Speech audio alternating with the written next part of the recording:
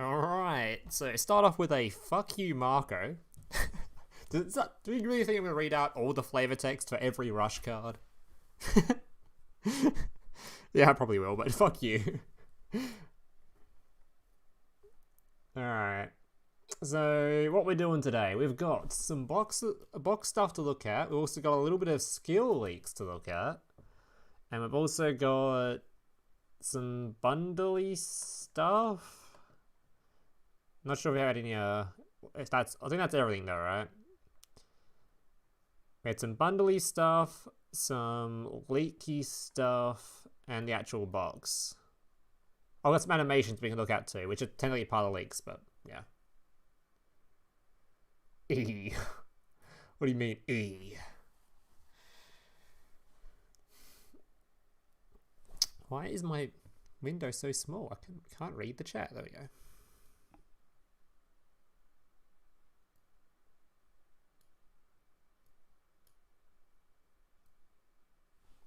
500 gems for speed. Ooh, it's more than that, mate. You get 1,000 gems from the thingo, right? The Harpy release thing.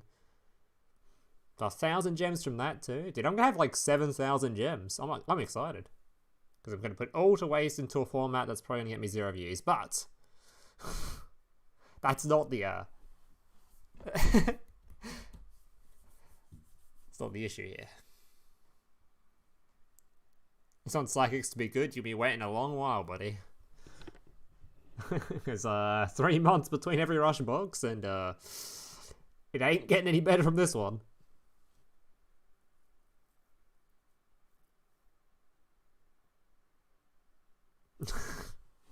Alright. So let's have a look at what we've got here.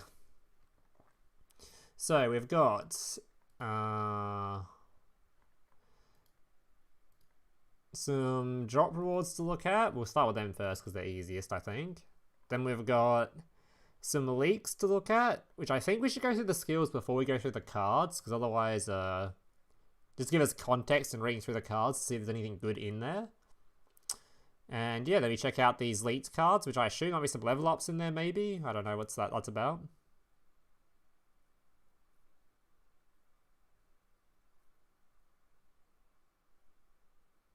He's giving us a countdown time of speed boxes that came out, huh?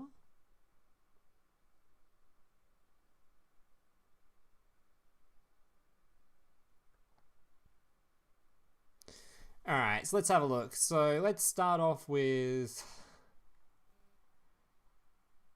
the speed duel cards first. The speed duel cards? From where? What are the speed duel cards under? The leaks? What speed card was leaked?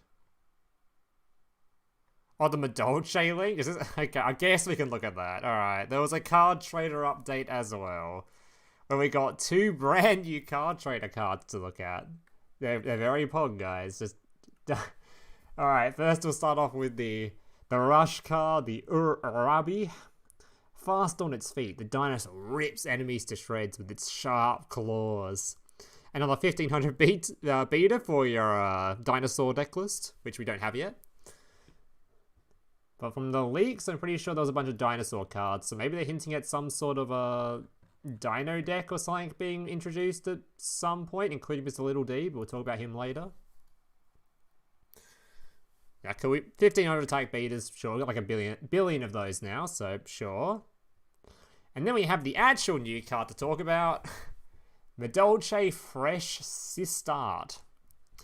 2 Madolche monsters. While this card points to a Madolche monster, Madolche spell and trap cards you control cannot be destroyed by card effects. Also, neither player can target them with card effects. Now, does that mean you can't target them when they're face down? Surely not, right? Surely if they're face down, you can still target them, right? That's not what that means.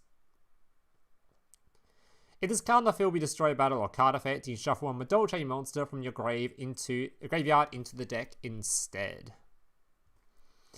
Alright, so regardless, even if it could target them when they're couldn't target them when they're face down, this would still be a pretty dog shit card. Because Madolche doesn't really, yeah, we don't really have any back row for them to be setting up, and their field spells almost completely worthless in the style it's played in Duel Links currently. Maybe in a future box with more Madolche support, it would make more sense, but with the standard way the Madolche plays in Duel Links at the moment, it does absolutely nothing. Like, actually nothing.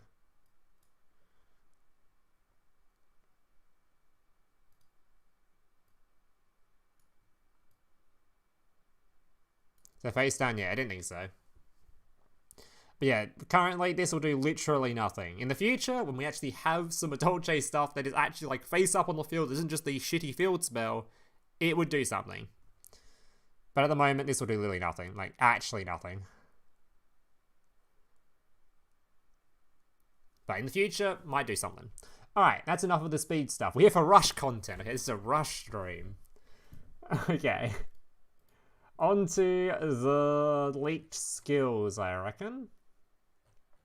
Alright, so let's see what we got here. We'll show off the animations first. Fuck it. Let's show off some animations. So I've got some sleeves and some mats here. Unfortunately, they're all ruined by the Duel Links logo once again. One day, Konami will stop putting the Duel Links logo on every single mat in the game. I don't even know why they... It doesn't make any sense either. Why would you put the Duel Links logo on each of your mats when we're playing the game? Like, you're promoting the game to us that we're currently playing. It's like... Anyway, are they worried people are going to copy and paste these mats and post them on Google? Like, bro... Was saying in the chat again? Unlucky. Yeah, no, Matt's ruined by the Duel Links logo. Not they're particularly good mats anyway. This one's alright, but these other ones are pretty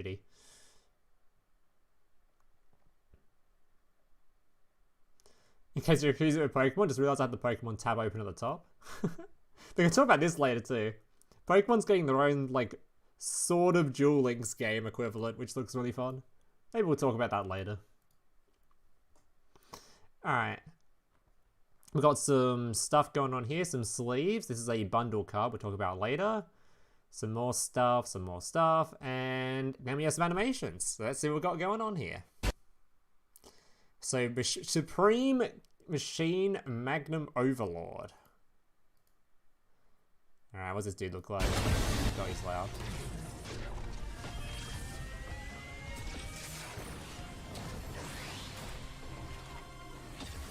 Fucking watermark, man. Alright, well there you go. That looks pretty good. Didn't mind that one.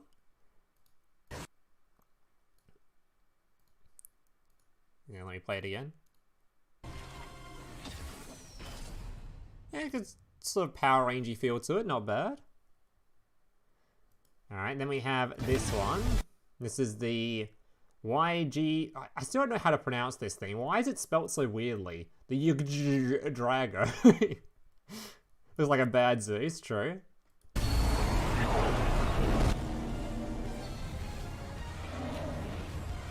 Oh god, it's hideous. What is this thing? Why is it so ugly, man? Look at the textures on it's like weird looking. Ugh. It's pronounced Ig. But it still sounds shit. YGGDRAGO? God. Yeah, this is some ugly ass shit. I'm gonna give that one a 3 out of 10, and this one this one wasn't bad though. I wish they had the Harpy one on this page too. I know we've already seen the Harpy one somewhere, but I kind of hoped they would show it on this page too, so we have to go look for it. Harpy Max Summon Animation. There you go. No audio? Awesome. Oh, it's right there.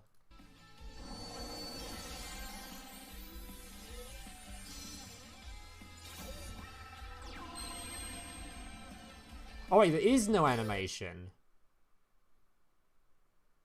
Because there's no character for them. That's kind of sad.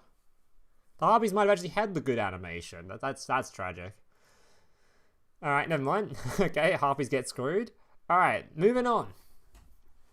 Oh boy, so we're moving on to a speed skill first, because it's the only speed skill leaked, which is an interesting one, because there was also a bunch of, like, sort of leaks for potentially some other zombie cards, but not in these leaks, so maybe some point next month we're getting some sort of zombie structure deck or something, it's kind of hinting at, which is weird.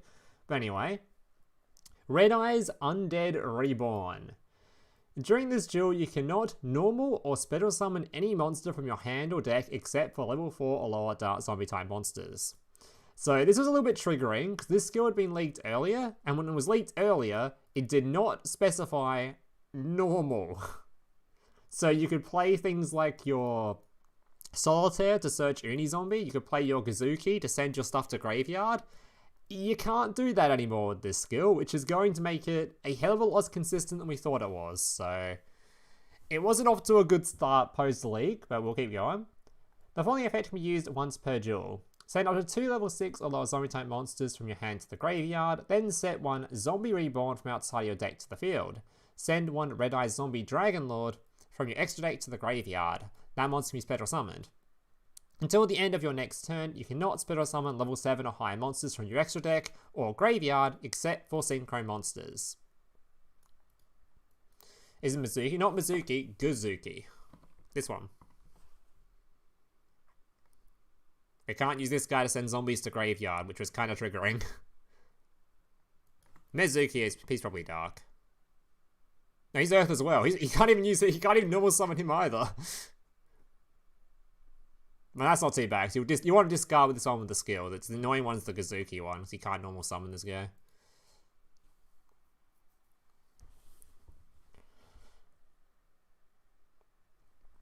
Shouldn't undead zombies not require a reborn because it's undead? But that's the point. You're bringing them back to life, so they're no longer undead. It's mistranslated copium. I'm actually on that copium. I'm hoping this is the mistranslation and the previous one that got leaked is actually how the skill works. Because you know what else is really stupid about this skill? Read this last part again, right? You cannot special summon level 7 or higher monsters from your extra deck or graveyard except synchro monsters. What level 8 monster would we like to summon, guys? What card was just released that we'd like to use with our zombie skill? Like, you use the skill and you can't summon it from graveyard.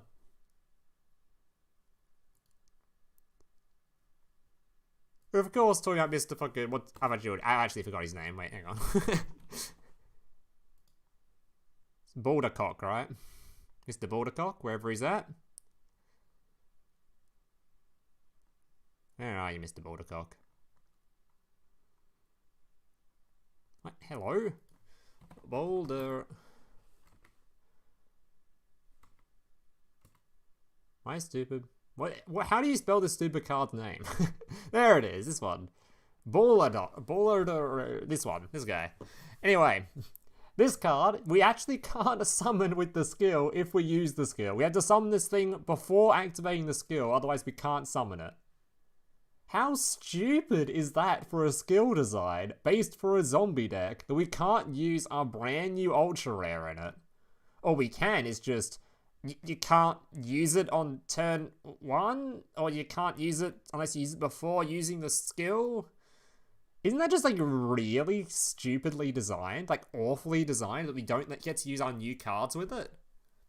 I don't know, I find that shit heinous. Also, another one, there was the pumpkin or something? Where is it? Was it a new SR? Come on, DLM. I thought it was pumpkin. So not? Oh, no, it's like Jack-o'-lantern, maybe, or something like that. God, this website's behaving very slowly today. There you go. We got this brand new card. We can't even use it. It's fire. It's like so random. I get they're trying to keep like Shiranui stuff out of the zombie skill, but bro, why even release this card if we can't play it? I don't know, this skill is like, it's probably going to be good, because like we haven't even spoken about what the skill does first. Basically, you can dump this dude in the graveyard, activate Reborn, revive this thing instantly, as well as dumping your stuff to the graveyard via your hand and stuff, via the skill. So some cool stuff you could do is you could normal summon your Uni Zombie. Your Uni Zombie sends like a tuna monster to the graveyard that can revive itself, one of the Plague Spreader zombies. You then revive that back to the field by targeting your Zombie Lord, and then you can use the Zombie Lord and the level 2 to go into a big synchro. Normally you can go into the level 10 because Plague Spreader reduces the level by 2, or the upgraded Plague Spreader reduces level by 2. So you can do like a 1-card sort of combo, go into a Sun Saga turn 1 and pop your opponent's stuff. That's pretty cool. But yeah, I just think the restrictions on this are super dumb and are really just like heavily against the cards we just got. So I don't understand the point of why they released something like this. But anyway, let's talk about the actual Rush stuff, because that's what we're here for at the moment. We'll probably talk more about this skill when they actually release more information about the structure or whatever that might be releasing sometime next month. Once I say Oni, sorry, it is zombie. Same thing, same thing. Alright. Hysteric Force. Okay. This skill can be used if the only monsters with 1400 or more attack in your deck are wind attribute. Requirement. No requirement. Effect. 1 face-up Harpy Lady Sisters or Harpy's Pet Dragon on your field gains attack equal to the monster's level times 100 until the end of this turn. If there are no attack position monsters on your opponent's field, you can change 1 defense position monster on your opponent's field to face-up attack position. This is pretty terrifying. If you get your max summon out, you have a, 3400 attack monster that gets the attack buff from this thing. This thing will be, level 10 or something? Level 10, there's 1,000 more attack, so 4,500 attack, or 4,400 attack, and then you change something to attack position to beat over it? That's pretty crazy. It's also important to note that you don't actually need to max summon for this, so you can just use it with your... You can just use it whenever you like to boost your harpies and boost your pet dragon. Should be pretty good. This is definitely the only skill for harpies. There's no other harpy skill, spoiler alert. So this is what you'll be running with harpies. And it's not a bad skill, so I'm happy with it. The only thing I'm worried about with harpy, which we'll talk about more when we go to the actual cards, is they're only giving us one of the big sister, and then one each of the smaller ones. They're giving 3 of the big one and 2 of the side ones. So it might be very sort of inconsistent to do the maximum summon part of the deck, but at least the side cards actually have like effects, so it's not as bad, or at least this card has an effect, so it's not as bad. I don't know. It's an interesting deck to look at. I'm hoping it'll be alright though. We need a skill that makes Harpy ladies uncensored, for fuck's sake.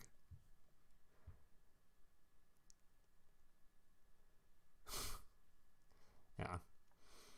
Alright. Wait, I lied. There's another Harpy skill right next to it. Am I stupid? I literally said there's no other Harpy skill, and there's one literally to the right of it. Hang on.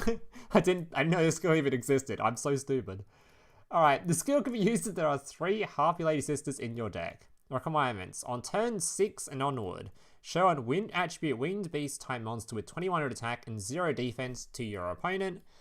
Effect. Send 2 cards on top of your deck to your graveyard, then you can add 1 Harpy Lady Sisters from your graveyard to your hand. If you send 1 card from your hand to the graveyard this turn, your opponent would not take battle damage? I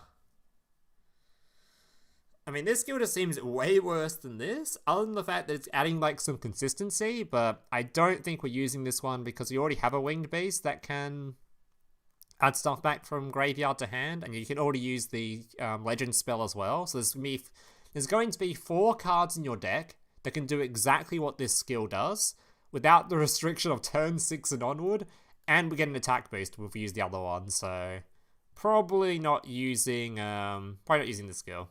Thought you were baiting. No, I wasn't baiting. I'm just a dumbass. Speaking of bait though, saw Elegant Egotist. I was like, holy shit, they're giving us that spell card, and it's not even mentioned. So very cool.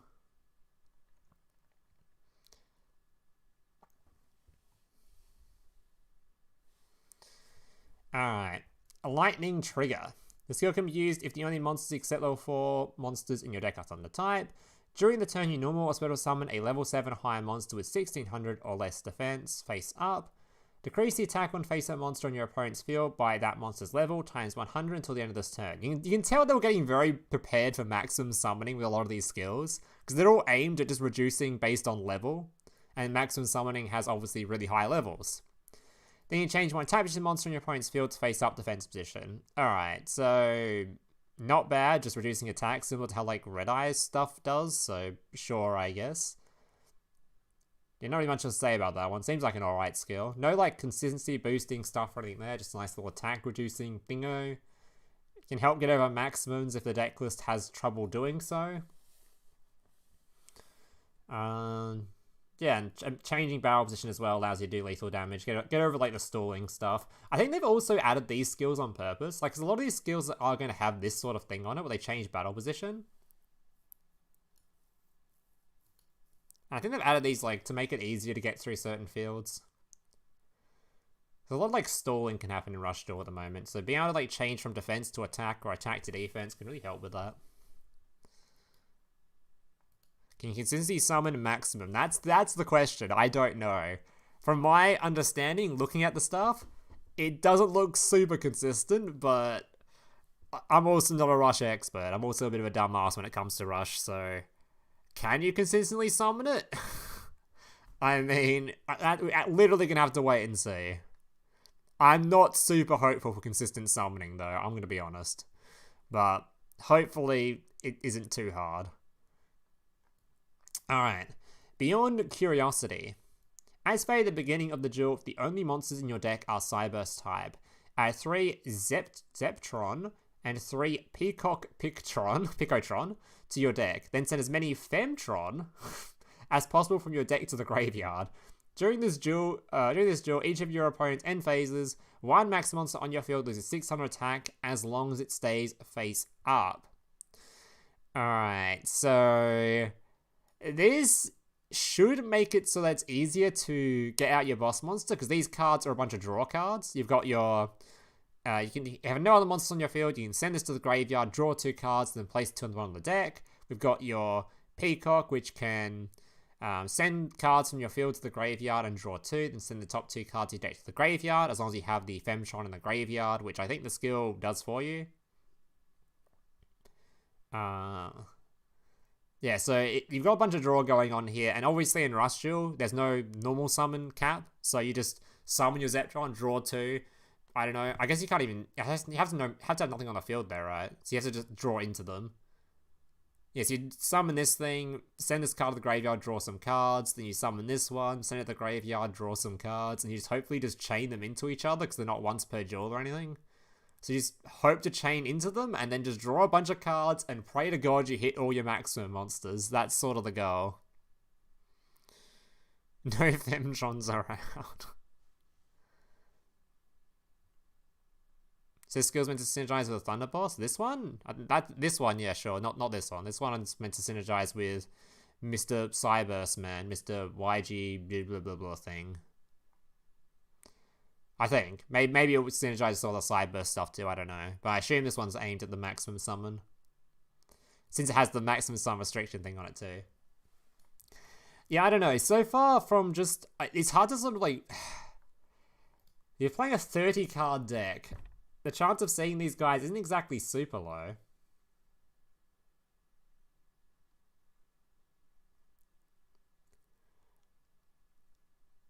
Six copies of them, a 30 card deck. Shouldn't be too hard to see them. And chaining them into each other is a bunch of draw. I don't know, hopefully this does make it a bit easier to summon the boss monster there. Because the boss monster, this one, of all the Maxims we're getting, this one seemed like the worst, at least I thought. It just seems like the brickiest with the shittiest, like, side pieces. So... Oh yeah, 33, you're right. 33, because it adds the... No, 36, it adds both of these, so... Oh no, because then it sends these ones to the graveyard, so... Oh, like, you only need to play one of these, right? Yeah, so you only need to play one of these, so it's what, 35 or something? Because you play one of these, send it to the graveyard, and you've got 6 of these to play.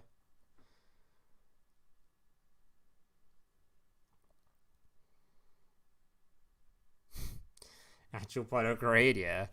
I don't know, we have to wait and see. It can also be like a lot of gross things you can do with this, because it's very like... Like drawing into a warning point. Drawing into your stupid trap card with this is so much easier, whatever it's called. Widespread Ruin is hella easy with this, so... I don't know. Looks like it might be alright. We'll have to wait and see. Drawing seems good. Alright, Quantum Hole. Once per duel, set one Quantum Hole from your deck or graveyard in your spell and trap card zone. From your deck or graveyard. When a Cyberse type monster on your field is destroyed a battle by an opponent's attack, draw 2 cards and place 2 cards from your hand on the bottom of the deck. Right, so this is the skill we're not using. I hope. Yeah, this is the skill we're not using. Hell no. This is like that turtle trap card, right? Why would you want to draw cards in Rush Duel? You're going to be drawing them during at the end of the turn anyway. Why would you want to draw cards like during your opponent's turn, I mean? During your own turn, sure. During your opponent's turn, you're going to draw 5 anyway. You shouldn't have cards left in your hand. That is a yikes skill. Alright, Femtron draw. Before your normal draw on turn 2 and onwards, one of the cards from your normal draw will be Femtron from your deck. This turn you can only attack with level 7 or higher Cyberse type monsters. Alright, so that's that just seems like a worse version of this, but at least it doesn't have all the restrictions on it, I guess. I don't know about that one.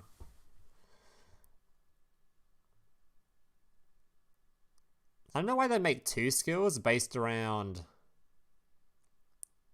the same thing. He's a bit silly. Surely if you're playing this strategy of these cards, why would you play this skill? You just play this one. I don't know. It's weird. To fix your hand for maximum? And that's kind of what this one's trying to do though, right? The same thing. Card games on motorcycles!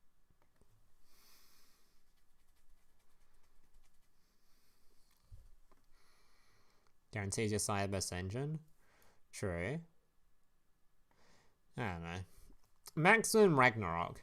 The skill can be used if there are 8 or more maximum monsters in your deck, and the only monsters in your deck are Cyberse type with 100 or less defense. Okay. Return one card from your hand to the top or bottom of the deck. Choose up to 2 face-up monsters in your field or your opponent's field. This turn, the chosen monsters lose 800 attack and be treated as 2 tributes to the tribute summon of a monster in attack position. Well, that's cool.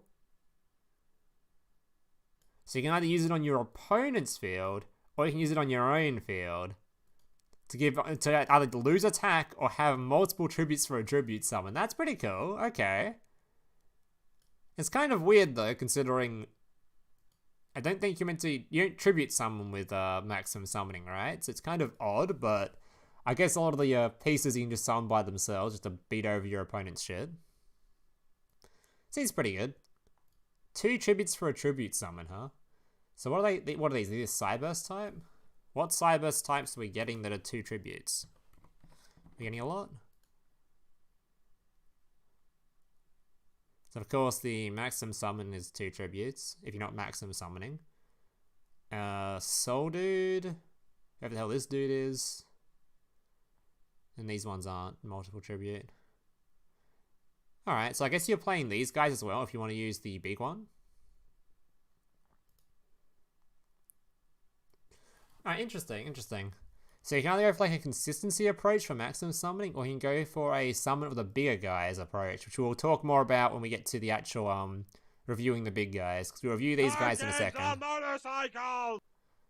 If these cards turn out to be really good, then you don't really have to worry about the maximum summoning as much. You can just worry more about summoning the big guys, which would be kind of cool. Interesting. Alright. Rush on blah blah blah blah. Activate at the beginning of the duel if you have no maximum monsters in your deck. Add one YGGDRAGO, the Sky Emperor, one blah blah blah, and one blah blah to your deck. Okay, so that's the skill you're using if, I guess if you don't want to unlock the cards, but you need to finish some mission. I guess that's the skill for that one. Is the Madolche Link monster any good? Probably not. Not yet, anyway, because currently there's nothing to defend with it. You can defend the field spell, which we don't even care about having on the field. So, is there anything for the Madolche stuff to protect yet? No. In the future, it might be alright, but right now, there's nothing to do with it. We've already been through the 2 new card trader cards, Drew. It's pronounced Yig. I just got told it's pronounced Ig. What is this thing? How is this thing pronounced? Yig? Ig? How am I pronouncing this thing? Yeah, the I'm broke skill right here. No. Back. Okay. Alright, moving on. Hell Tuning Invasion. Is this the really broken one? This skill can be used if the only monsters with 1400 more attack in your deck are light attribute Fiend type. Send one card from your hand to the graveyard. All monsters on either field become face-up attack position. Until the end of this turn, the level of all level 4 monster or lower Fiend type monsters on your field become level 5, and level of all level 5 or higher monsters on your opponent's field decreases by 4. This turn, you cannot attack the monsters that are level 6 or lower. Alright. It's like how you pronounce what? How is this helpful? What is that? It's like the tree, yeah, because I know about this tree. Like you for help me out. Anyway. Alright, back on topic. We're talking about the skill, okay? Alright, so this skill, from what I've read from other people in multiple discords, they've been saying this skill seems tier 0 worthy of power. Like, it seems completely fucked, is what I've heard. I can understand because you're increasing the level, so it means when you normal summon those big guys, they get their effects immediately, which is already pretty insane. Then you reduce your opponent's monsters by 4, which apparently turns into a board nuke, I hear. Is that due to a new card? Or is that based on the old ones? Must be based on the old ones, right? Well, have to be the light attribute Fiend. He board nukes. It's not the normal boss monster, right? He only pops 1, right? Light Fiend. Who does the board nuke, chat? So I saw a lot of people saying it's an SR. Oh, this thing? Oh, it is a board nuke. Oh god. That's quite insane. Right. So they're giving us a board nuke in this game, which is kind of crazy, because the only deck that can't get board nuked is Harpy, and that's only if you get the maximum summon off. So that's just straight up, you're going to take damage that turn. Not to mention, I guess he does have to be level 5 or higher monster that can attack, so you have to have...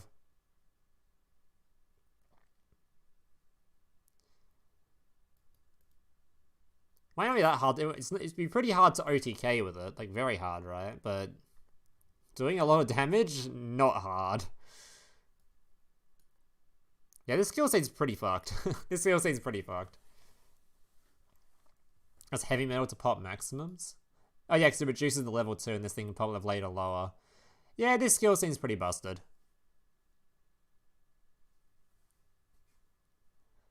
It's also pretty worthy to note that just like the previous skills for this deck didn't have such an easy way to turn things to a higher level. They're also like weirdly worded, or things are like, if you win this coin toss, you get this certain effect. Or the other one that was like, you get to put this guy in the graveyard and summon him back. And it was like convoluted shit. And this is just like, nope, we just adjust level.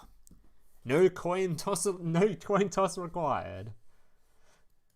I guess the coin toss one was like, you just go with like the send a graveyard requirement or something. I don't fucking remember. Either way, I just liked all the other skills for this deck list because they were really cringely designed.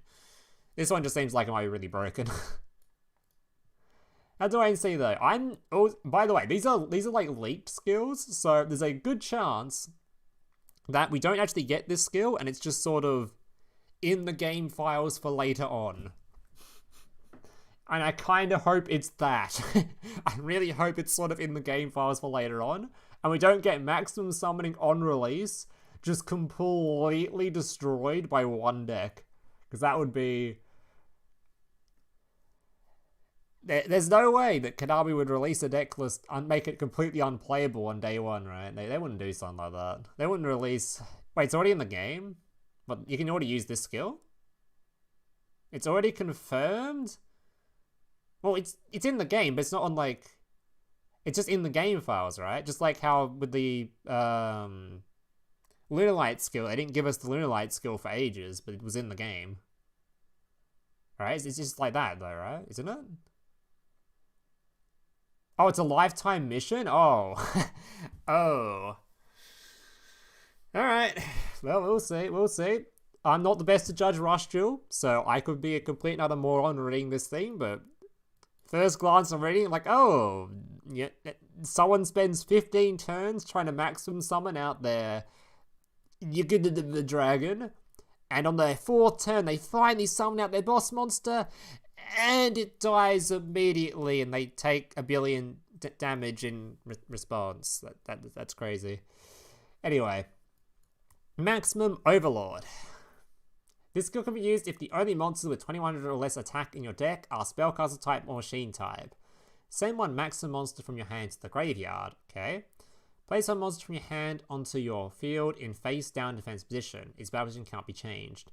Then you can decrease the attack of one face up monster in your opponent's field by 810 to this turn. During the end phase of this turn, return a maximum monster in your graveyard to the top of the deck.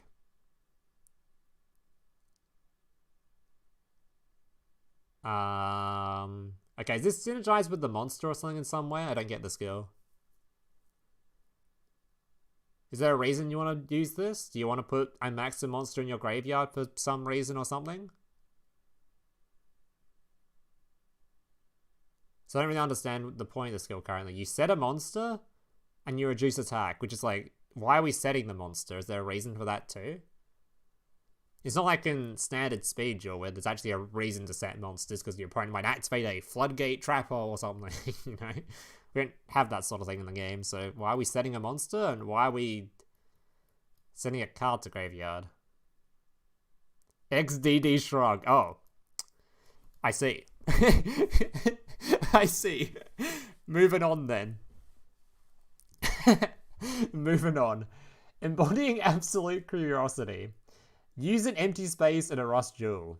Oh, these skills, I don't think I need to go through because these are 99% event skills because they're like, at the beginning of the duel, just place all the things in maximum mode or something. These are the tutorial skills, I'm pretty sure, because they're just like, yeah, just start the duel with your boss monster on field, which is not going to happen. So we can ignore these. Alright. Leaked cards. Very cool. How many new maximum monsters are coming? 3? Yeah, 3. Alright, leaked cards. We've got your Femtron, the source of the dragonic tree that holds the secret of all prominence. When assailed by microcosm and macrocosm, the world will be guided to a new domain. Wow, that's very deep, Konami. Thank you for that. Best boy is coming. His name's Femtron. How dare you call him best boy? It's best girl, clearly. Yeah, okay, cool. Alright, then we've got your... Actually, that's got 1400 attack. Okay, anyway. Particle Acceleration. You have a face-up Cyberse type monster on your field. Destroy one spawn trap card on your opponent's field. So this is probably level up rewards, obviously, because if you saw the current level up rewards in the game, all those characters got one of these. So this is going to be, this character's going to get this spell, I assume. So yeah, cool. If you want some background removal, there's some background removal. Alright, Perceptical Money. Shuffle 2 monsters from your graveyard into the deck. One face-up monster in your opponent's field loses attack equal to the number of face-up Cyberse monsters in your field times 300 until the end of this turn. That actually seems okay. Sure. Shuffle 2 monsters from your graveyard, not a hard requirement. One face-up monster loses 600 attack. Oh no, it's more than that, sorry, because it could be 3 monsters, so 900 attack. Yeah, that could be useful. Sure. His stat line's a bit low to begin with, being 2300. But if you have a skill that's like forcing you into Cyberse, I mean, sure. If there's no better high-level Cyberse outside the maximum summons, sure. Why not?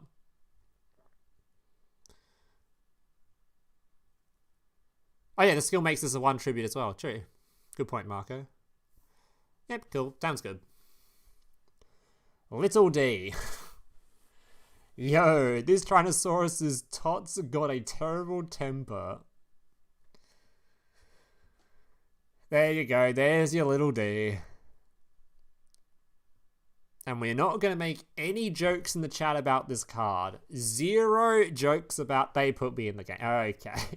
And we've already got it started. Okay. The self-deprecating jokes are already coming out.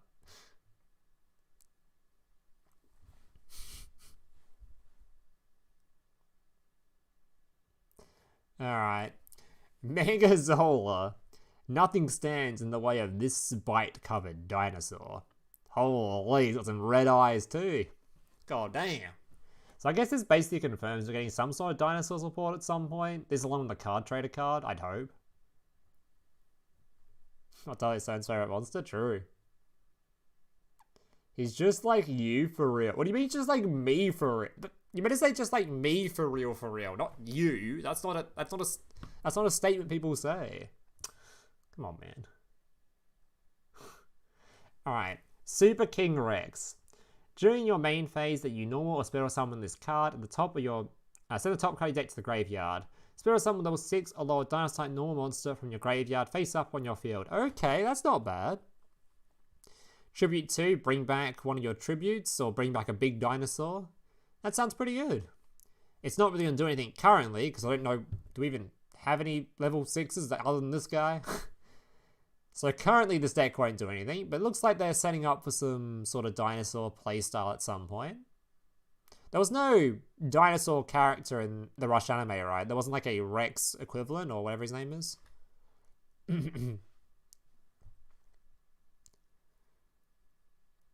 Struck a nerve. No, I have a tiny dick. Let's be real here. I agree with you. It just more struck a nerve that it's you made it so like that sort of common saying of like it's just like me for real, but you said you.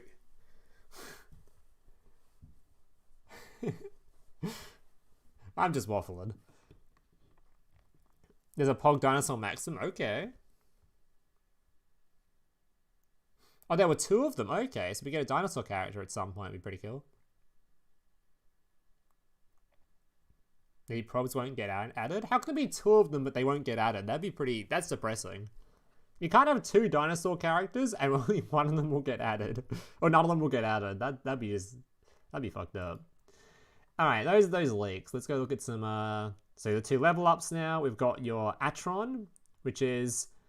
you have no other monsters on your field or graveyard. Send this card... send this card to the graveyard, draw 1 card. Cool, more draw for the deck list. It's actually a lot of draw for this deck list, huh? Actually, you probably just draw into all your pieces on turn 1. Pretty easily. Now that I think about it. Maybe this skill would actually be playable, the draw skill. The one that has the thing that starts in... You start with it in graveyard. Put all the draw dudes in your deck list. Are those cards in the box as well? The draw dudes? Or is it only from the skill? Looks like it's only from the skill. Damn, so it's only those 6. Maybe not then. Skill only? Goddamn. I mean, pretty easy to do if I'm done it all on turn 1 then. Either way, cycling cards are good, so there's a cycler for you. Alright, Sigrastarte Soul. If your opponent has a face-up level 5 or high monster on the field, reveal up to 2 Cyberse type monsters in your hand. Inflict damage to your opponent equal to the number of monsters revealed to meet the requirement times 300. Okay, not so good. So the only reason you want to use this guy is because you just want the high level stat dude in your deck list because of the skill makes this 1 tribute and you can play high level monsters, I guess. Not really sure the burn damage is really that impactful. So like the Cyberse strategy is to burn your opponent, so I don't think this is too Yeah, I don't think the damage of this is pretty irrelevant. But if you want like a high stated Cyberse monster, sure, I guess. I don't think you'd play too many copies of this in your deck. They're afraid of deck thinning? I'm not surprised. That skill is drawing adds a lot of deck thinning to this deck. Or makes it really easy to draw a bunch of shit. Yeah, it's basically a 2500 attack vanilla, yeah. It's a decent bit of chip damage. I mean, it's something. It's certainly something. I guess if you're summoning a big maximum monster that's like 4000 damage, then you got some chip damage on top of that. Makes it easier to lethal, I guess. Sure. Ukazuki level... Ukazi level of damage? What can't... Is that just a flame building thing? Yeah, it is like flaming building thing. Okay. Alright, moving on. We have the actual box, what we came here for. Alright. So, first thing to note with this box is that it's a mini. Which is kind of weird. We've had 3-month break, and they gave us another mini box. So, we think the reason behind this is because Rush Duel itself, as you can see from speed, we've got 13,000 cards to work with. Rush only has 1,800 cards to work with, so we're thinking they can't really afford to release too many main boxes. Then maybe there's going to do a lot of minis for a while or something. I don't know. Maybe they're permanently going to do minis. Who knows? But yeah. It's also a mini with 4 URs, so similar to the other Rush Duel mini box we got. Alright, so let's have a look at these cards. Starting off with the normals. Alright, Faith Bird. This long-tailed bird blinds its enemies with mystical light. Wow, 1500 attack. So obviously aimed for the winged beast deck list, maybe played in Harpies if you want to have a high-statted monster in your deck list. There's one for you, not bad. Same as all the other 1500 attack monsters, nothing too special there. What's your first impressions on Maximums from what you've seen? Will it impact later or not? It's really hard for me to tell because I'm not very good at Rush Duel, I'll be honest. I don't play the format enough. But from what I've read and what I've looked at, it seems like they're giving us these cards that would have impacted the game significantly. But then they gave us a bunch of cards and skills that out them very easily, which kind of makes them almost irrelevant, maybe. Like, the most, like, this skill over here seems ridiculous and makes it so that you can out them very easily. And there's a card we'll talk about later on, which makes it so that you can out them very, very easily. So it depends on how easy it is to summon in practice. It's hard to sort of guess how easy to summon based on, like, what we've been shown. If they're easy to summon, maybe they'll be fine. But if there's sort of a thing that you'll be like, you have to wait like 4 turns to summon your maximum monster just for it to be outed immediately, then that's not a thing, right? Like, you can't have 4 turns to summon a boss monster for it to be lost immediately, and that's just like your duel over. I don't know. Anyway, moving on to our next card. Because we'll talk more about the actual sorts and the stuff once we've gone through all the cards, okay? Because I haven't even gone through all the cards yet, so it's hard to rate things before I've read the cards. That's kind of, yeah, silly. So let's go through the cards first, okay? Sports Dragon Striker. If you have a Sports Dragon Keeper on your field in attack position, send one card from your hand to the graveyard. This turn, one face-up monster on your field gains 400 attack, and if it attacks a defense position monster, inflict piercing damage to your opponent. Right. So this might be cool if the Sports Dragon cards weren't deleted from existence. Because didn't they just delete the Slugger and the Attacker from existence? So the Sports Dragon Archetype isn't a thing? Didn't they already put these cards on the ban list? Because let's not talk about that ban list, okay? I'll get triggered again. I think that ban list was the main reason I stopped playing Rush. I think I read that ban list and I didn't touch Rush Duel again afterwards. That ban list was so goddamn horrendous. So, moving on. Dragon Merchant. Send one card from your hand to the graveyard. One face-up level 6 or lower dragon type monster on your field gains 500 attack until the end of this turn. Right. Can't even target Dragius for the double bonus of that, so mine is a card in hand to gain 500 worth of stats. Right, that is certainly an effective all time. And if you could hit Dragius, that'd be 1,000 worth of stats technically, but probably not going to be too relevant in this one, I don't think. Although, to be fair, you might not have, there's not that many good normal summons for like the Dragon deck currently, so maybe just because there just isn't that many good normals for the deck currently, so maybe. Like, if there's a skill requirement that forces you to play specifically dragons, the deck doesn't have that many dragons currently, so sure. Good for ice and fire dragons, sure. Attack boosting on the ones that are just too low to gain stats is also pretty good, because like, it's just too low to be able to beat over things. It's kind of cool, I guess.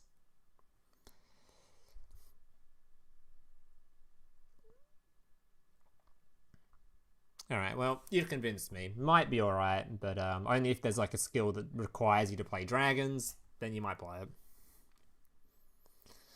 Alright.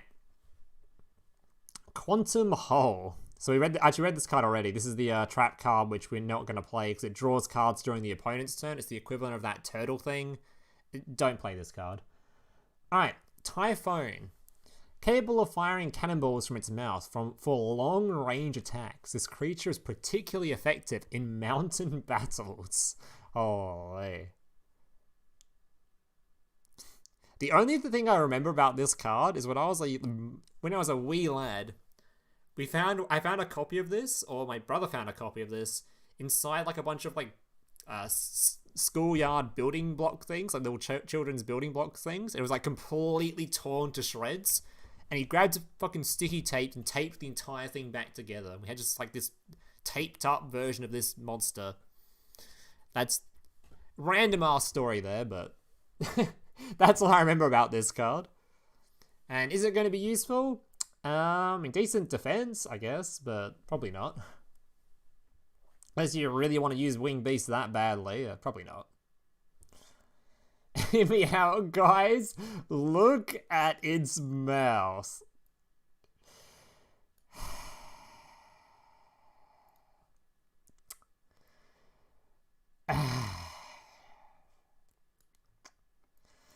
Yep. Cool. Alright, moving on. Surge Bolt Lizard.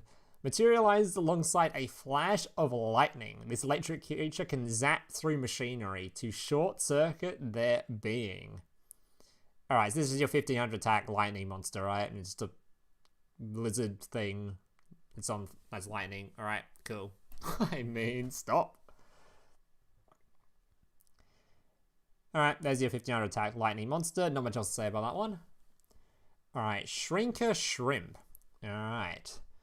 Send up to 2 face-up Cyberse type monsters from your field to the graveyard. 1 face-up monster in your opponent's field whose attack equal to the number of monsters into the graveyard to meet this requirement times 300 until the end of this turn. Level 5? It says it requires a tribute, then you have to send 2 face-up monsters to the graveyard as well? Surely this isn't good, right? This sounds like it requires 3 cards to remove 1. Like, to remove 1 monster or something.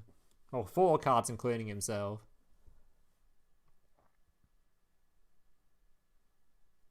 I guess you can send 1 monster. I mean, it's not much worse than the... No, that card's only a normal time monster. Yeah, this seems pretty bad. 3 cards for 600 attack reduction broken? Yeah. I'm gonna pass on Mr. Shrimp over here. Alright. Pair production. Send 2 level 5 or lower Cyberse monsters to the same level from your hand to the graveyard. 1 face-up monster on your field gains attack equal to the level of one of those monsters into the graveyard to meet the requirement times 400 until the end of the turn. I mean, this is a significant stat boost at the cost of sending 2 monsters to the graveyard.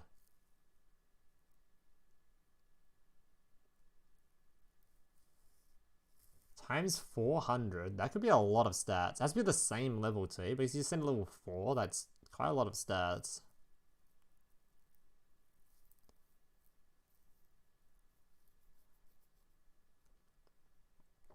I mean, it helps you beat over maximums, I guess.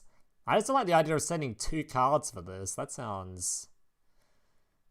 so it seems like the equivalent of the other spell card that can book a moon things by sending cards to graveyard or whatever. Sending 2 cards to graveyard just seems... It might be used in that skill that doesn't draw you a lot. Yeah, I don't know. I'm not a huge fan, I don't think. So you can dump the... Oh, so you can dump the Fentroms turn 1, you reckon? I mean, dumping the Fentroms isn't even hard, though. You just tribute summon them, right? Oh, I guess you had one have an empty field. So you could use this to empty your field? I guess? Yeah, that's true. Or empty your hand, so get them out of your hand so they're in the graveyard. I guess?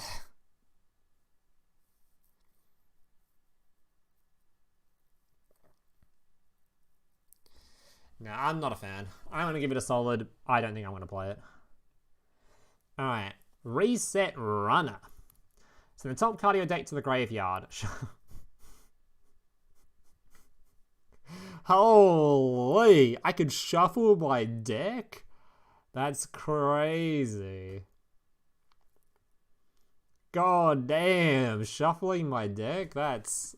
What a card. What an effect. I mean, there's some cards that put things on the bottom of the deck. This thing now shuffles them so they're no longer on the bottom. I mean, maybe there's maybe one of the maximums. Shuffle, put stuff on the bottom of your deck, and you want to grab the maximum material back again, and you don't want it to be on the bottom or something. Very, very cool. It does, yeah, it does in fact mill you a card. That is true. That is just a mill card for no effect. So if you just really need some mills, that's an effect. It's just for milling. Very cool. Alright, what is this guy? This guy's some sick artwork, so I hope his effect's good. You have another face-up warrior type monster on your field. Okay. Inflict damage to your opponent equal to the number of spell and trap cards on their field. I mean, burn damage is fairly irrelevant, but it's only for a normal summon, level 4. It's not like you had to use tribute summoning to summon this guy or something. Has Warrior's got a pretty stacked normal summon pool now, right? It's been a while since I've looked at it, but isn't there their normal stack? Isn't there like Oh, I guess they're not even playing it. They're just playing fucking. They're not even playing Warrior cards in their deck anymore. Awesome. Yeah, there's not many deck lists submitted for me to check. There's like no decks for me to check. Well, God knows how their deck currently works.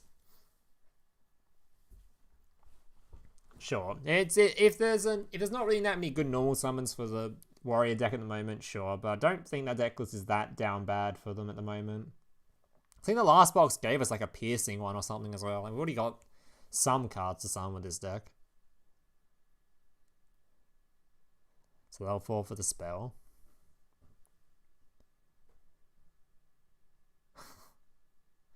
It's that card for purple haired guy. Yes, exactly. I mean, the art looks great, so you can use it just for that alone. Alright, Angler Coilfish. An anglerfish with evolved electric organs attacks enemies with sharp fangs and electric shocks. And what's this? 1500 attack water monster? Oh, no, it's thunder. That's cursed. A thunder water monster. That is some cursed shit right there. Right. That's a pretty OP. That's a pretty OP Pokemon though, just saying.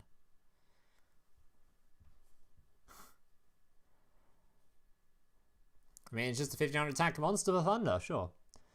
Alright, moving on to the doggo. This is going to be your 1500 attack Cyberse monster. A digital beast that transports information through the network world through generations of modification is evolved into a creature with a straightforward and honest nature. Sure, there's your 1500 attack for your thunders and for your Cyberses. Cool. Then we have your... No, it's because of Pyro Water attribute. That is pretty cursed. Alright, Pluggy Fish. An organism formed from jellyfish and electrical plugs. It is an ecological enigma. English is hard, man. English is hard. Sure. I don't know why there's two lots of monsters that are water and thunder. Is the entire archetype just fucking water and thunder? Like, what's going on here? Oh wait, Thunder got two 1500 attack monsters. I wonder if that's going to be relevant. Yes, Thunder got two 1500 attack monsters. Normally we only get one for the archetype, but this archetype's got two now. Okay, maybe Thunder's going to be pretty playable.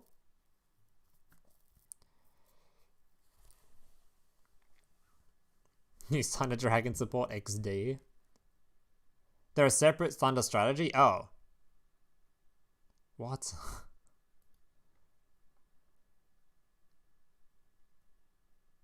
Oh, same as Cyberse. Does Cyberse get 2 1500s as well? Have I forgotten already? Is my short-term memory loss already already gone off? Yeah, plays a brain dead run. Yeah, that was a very funny clip. Alright, moving on. Dark Femtron. The origin of the dragon tree connected to a different curiosity. What? To a different curiosity? Huh? Where it's concealed infinite branches, it unfolds into unknown worlds. Oh, this is a 1500 attack Cyberse monster. Right, sure. Okay, cool. Moving on. Alright, Counter Pigeon. So this card actually seems good. So I've already read this one. When an opponent's monster declares an attack targeting your attaching winged beast type monster, the attacking monster loses attack equal to the level of the attacking monster times 100 until the end of the turn. So this card seems really good because already the most played trap card in the game is like the Barrier, other than Widespread, is like the Barrier, which is minus 400 attack. On average, this is already minus 400 attack. So it only gets better. It's literally a trap card that's just a better version of the Barrier that can even do really well into maximum summons. This is minus 1000 attack off maximum summons, for example. Which still isn't enough to kill them most of the time, but it's better than any other trap card's going to do to a maximum, so...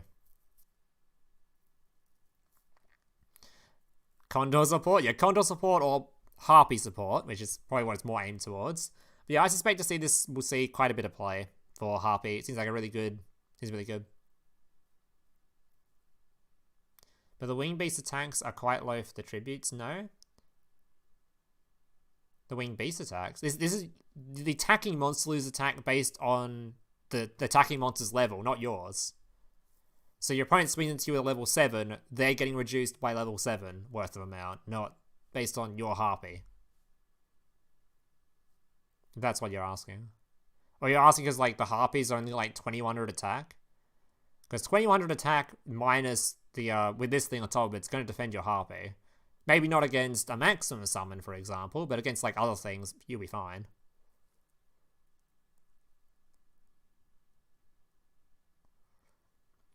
A Rise Dragon's too big? Maybe.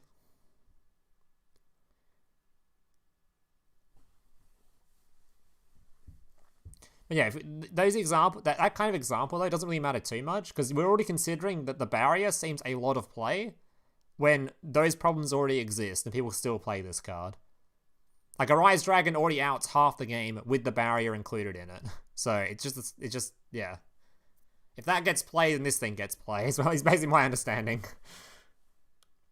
Alright, Light Sorcerer. So this is just a 1500 attack spellcaster. Okay, they're literally just giving every archetype an extra 1500 attacker. Okay. A spellcaster who's devoted himself to the heavens. He is wreathed in divine blessings, but what fate awaits him? Not a bad card art, this one. Pretty good. Alright, moving on though. So this is our first of the maximum summon pieces. Supreme Machine Magnum Overlord, left. Maximum mode. If your life points are lower than your opponent's, send one card from your hand to the graveyard.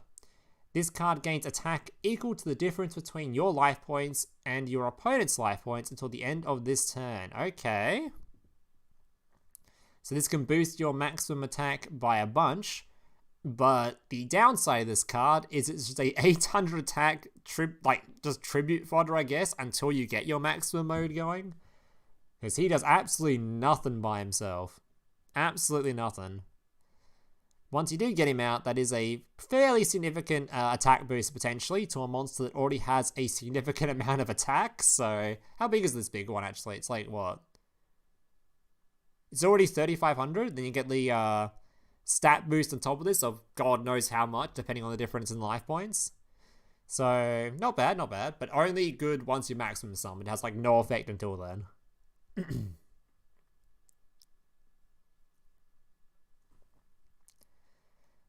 Alright, what we got next? Supreme Machine Magnum Overlord R. Maximum mode. Send the top card you deck to the graveyard. Was this one? This one's from the top of the deck too, right? Oh, it's from the hand to the graveyard. So this is minus a card to do it. This one's just from the top of the deck. This card gains attack equal to the level of one face-up monster on your opponent's field times 200 until the end of this turn. Okay. That's very good into maximums. This thing can easily out maximum summons then. It literally helps out them itself. Okay, it's times 200, so it can gain 2000 attack against a maximum monster. That's pretty crazy. 2000 attack plus send a card to the graveyard for... If your opponent's hit you with a maximum monster, you've already minus like fucking 4k or something, so like 4000 attack plus an extra 2000 from this on top of the 3500 attack. Holy, that'd be gigantic. That's a very That's a very best case scenario right there, but that's kind of cool. So literally, this thing is literally just big. This thing is literally just a big monster. That's all it is. Okay, sure. Not the most exciting of the maximums, just a big Ooga Booga monster, but sometimes we can appreciate some Ooga Boogas. I guess. Sure, alright, moving on. The Sky Emperor. Maximum. So the top 3 cards of your deck to the graveyard. Destroy what? This deck is like gonna easily deck itself out occasionally. Surely. Alright, destroy 1 face-up level 8 or lower monster in your opponent's field. Sure, can make it easier to OTK if your opponent has nothing on field. Obviously can't get rid of maximum monsters though, but that shouldn't matter too much. Sure. Unfortunately, it does have to be in maximum mode for that effect. So again, it's just a level 4 900 attack monster that does absolutely nothing until you get to the maximum mode. And his partner over here sends three cards to the graveyard. Change 1 defensive monster in your opponent's field to face up attack position. Okay, so we've got to destroy, and we've got put slang in attack position to potentially smack into it for 1 billion damage, which is, what, 4k? So this can lead to some easy lethals later on in the game if you can get it out. Interesting, interesting. I don't like these pieces just don't do anything until you actually reach in the maximum mode though. Makes the deck feel like you just got a bunch of bricks in there, which can't be fun to play with. It really can't be fun to play with just a shit ton of bricks that do nothing. I don't know. It seems like maximum is great versus other maximums, and on maximum is great against other maximums, and it's great against everything else. Sure, I guess. Maybe.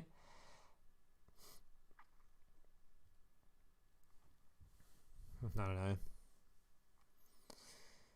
I guess we'll hold our judgment for the maximums till we actually read their bigger pieces later on. So let's move on to Mr. Blast Jaws over here. That is a crazy card art.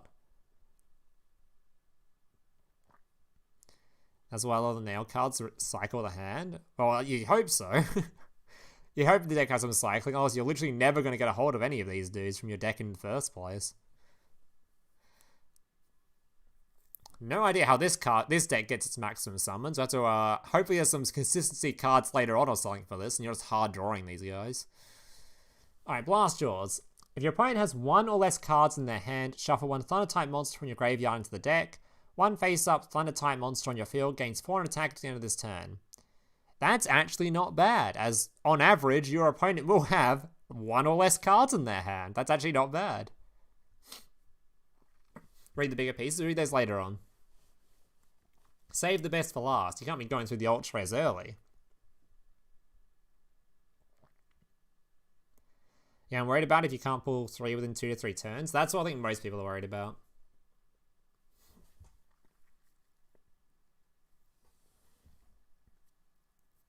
Alright. So 1 face-up Thunder-type monster on your field gains 400 attacks at this turn. This is already a, what? This thing you tied itself, right? This is on average 1600 attack, level 3. Like, what deck currently holds cards in hand? There isn't really one, right? I guess on turn 1, sometimes you'll hold cards in hand, but most of the time your goal is to empty your hand, so... Not really sure what Thunder does right now, but...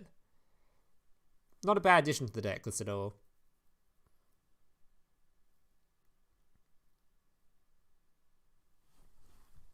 Alright.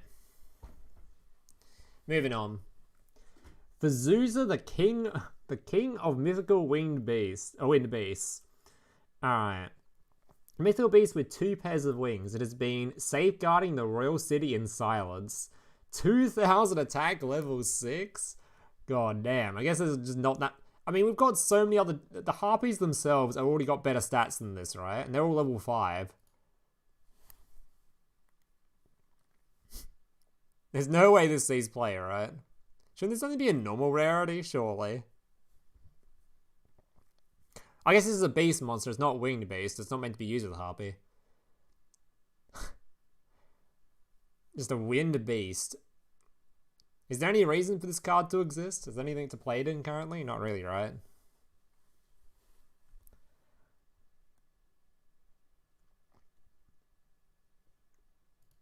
I don't know about that one. I think the Beast Archetype is gonna stick to being an engine for now, I reckon. I think this really does anything. Because the hell mythical beast support? Yeah, I don't know about that one. Alright. Barrel of Steel. You have a face-up machine-type monster on your field. Destroy one spell and trap card on your opponent's field. Okay, so this is the background move for the machine deck. Sure. Every other archetype's got one of these, but Harpy, apparently, because we don't have, there's no winged beast one of these coming. But I assume this one's just for Thunder. Yes, these two are just cool. We've already got, we already know what these cards sort of do. We've already got cards in the game that are very similar. So, moving on. Ace Breaker to his back row hate. It is kind of weird. They just, like, try to give, like, every archetype these sort of MST type cards rather than just releasing an MST. You know? Like, what? Sure, I guess, but why didn't we just release MST for the game? Anyway. Alright. During your opponent's main phase, you take no damage from your opponent's card effects. That's oddly specific, so... Oh, this thing's... Wait, is this already released? This thing's already released. Okay, just a random reprint just in here. Is that the only reprint? Why is he in here? It's what a random reprint. There's no others in here. Just one random... Okay, thank you for that. Kobold. Send one Fiend-type monster from your hand to the graveyard. Draw one card. So just a cycle card, similar to how the Spellcaster card works. Is he light? He's not even light. So does he even work with the Oh, you can use him with this.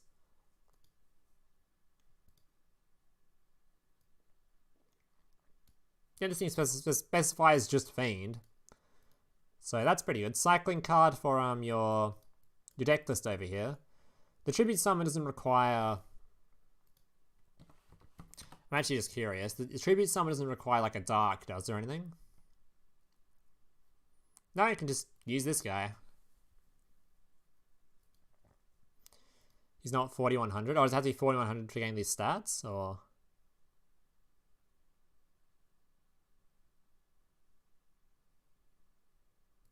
Oh, no, you're just talking about the restrictions. He's still playable, sure. No, it works? Cool.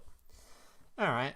Well, I guess we just got a cycling card for the deck now, which is good. Like that deck need any more buffs with this insane skill, but I assume this will see play. Alright, moving on to the SRs. We've got Sevens... Oh, there's a Sevens Road card in here. Okay. Didn't know that. Sevens Road Mage. I guess I better add a Spellcaster channel to my Discord. Send the top card of your deck to the graveyard. One face-up level 7 or higher monster on your opponent's field loses 400 attack until the end of this turn. Then it loses an additional... to the grave... this additional... What am I even saying? Number of type monsters in your graveyard times 100 until the end of this turn. If you have 7 Roads Magician face-up on your field. Right.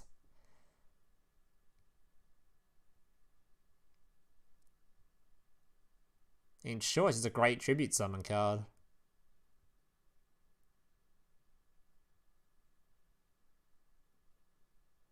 So this is how Seven's Road can actually out... Or Seven's Road could already technically out maximums. They already get quite a lot of stats, but I guess this even helps you even further out maximums. This guy plus your Seven's Road is going to make it real easy to out maximums. There's a lot of stats, actually. That can lead to some pretty nasty lethals with Seven's Road. Seven's Road for like 4k attack, and you got billion spellcasters in graveyard, just minus one of your opponent's monsters by like 1500 or something. Just hit slam that basically has 0 attack. Konami's already running out of cards to start reprinting? Oh no.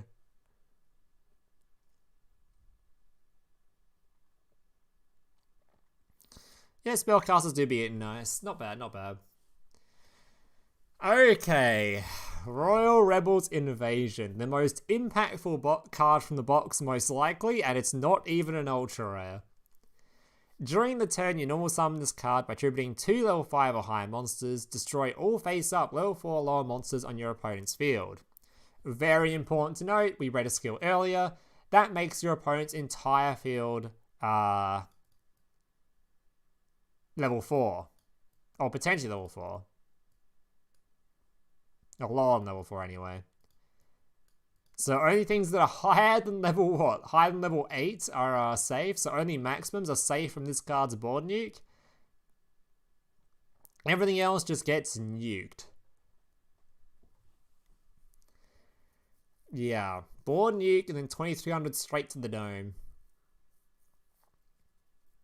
Could be really crazy. Actually could be insane. I have to wait and see though, because it's not like there haven't been board nuking stuff in the past. Like, even to an extent, the dragon spell card nukes the field, then you can hit your opponent with a drag ace for 2500. But doing that would make it so that your field's also pretty open, because you've tribute summoned 2 monsters, you've summoned this card. It doesn't leave a whole lot of room to have, like, stuff to defend yourself on the backswing. But 2300 straight to the face for just potentially for free is pretty crazy. So it also obviously can only hit face ups, right? Does the skill change things to face up? Yep, it actually does. It turns everything to face up, so it's just a guaranteed board nuke. I don't know. This seems pretty crazy, especially like a game ender. Like, let's say you've already used this card, right? And you've already got him for like a huge amount of damage. This thing already does a bunch of damage. Then you just tribute summon this thing later on, just nuke your opponent's field that is dead. Is this once per duel? Surely it's once per duel, right?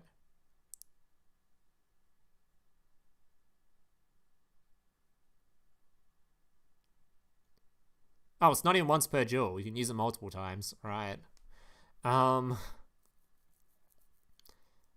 mean, the skill does minus you 1 card as well. So you lose 1 card from this. You lose 2 cards to tribute summon this. That's 3 gone. Him himself is 4. You're not really left much to defend yourself. I guess that's the only upside. Like, the only, like, way to defend yourself, really. Is like, the only upside of the card is that this guy cannot defend himself much afterwards. So the backswing is pretty threatening.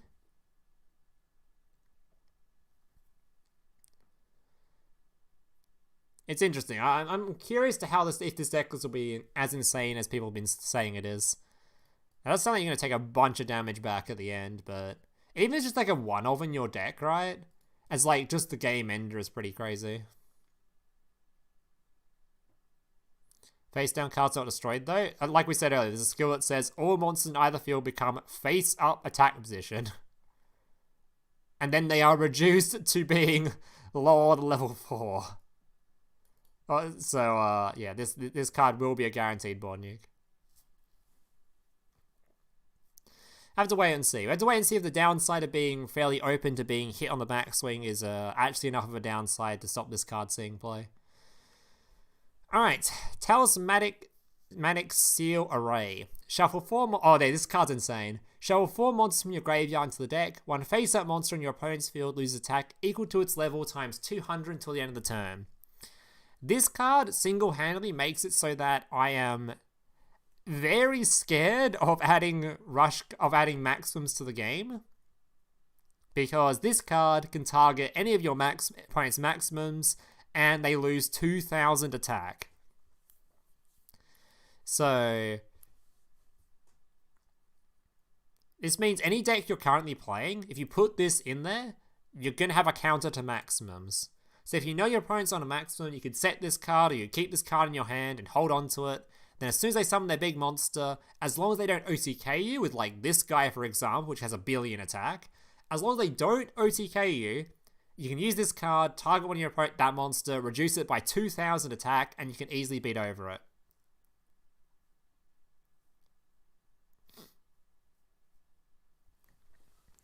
Obviously, it can be used on other things too, just to reduce attack as well. Like, you use this on like a... Yeah, it's good on like anything to reduce attack, right? Because minus 200 times level, when you've got like a level 7 on the field, is like 1400 attack or whatever, which is pretty insane. But the main use is clearly to out maximums, which are immune to your trap cards and such. So I do think this will see a lot of play. If maximum becomes popular, it will definitely see a lot of play, because it's just an out to maximum summons.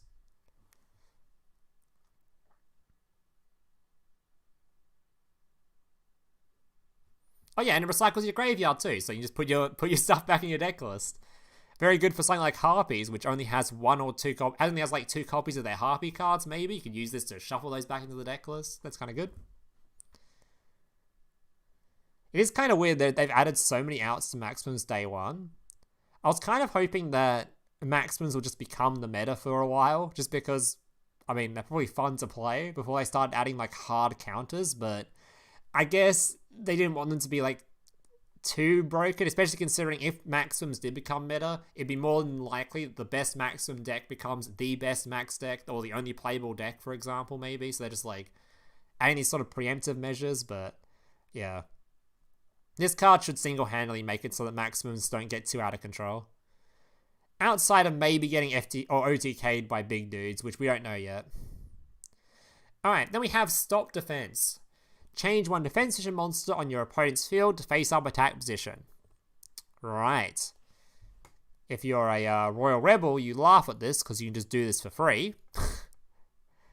Not a bad card, I guess, but it's sort of like meta specific, sort of. Like if you know you're in a meta where a lot of your opponent's stuff is going to have low attack stats, like you know a lot of people are playing the 0 attack 1400 defense monsters and they keep putting them in defense, this helps you lethal.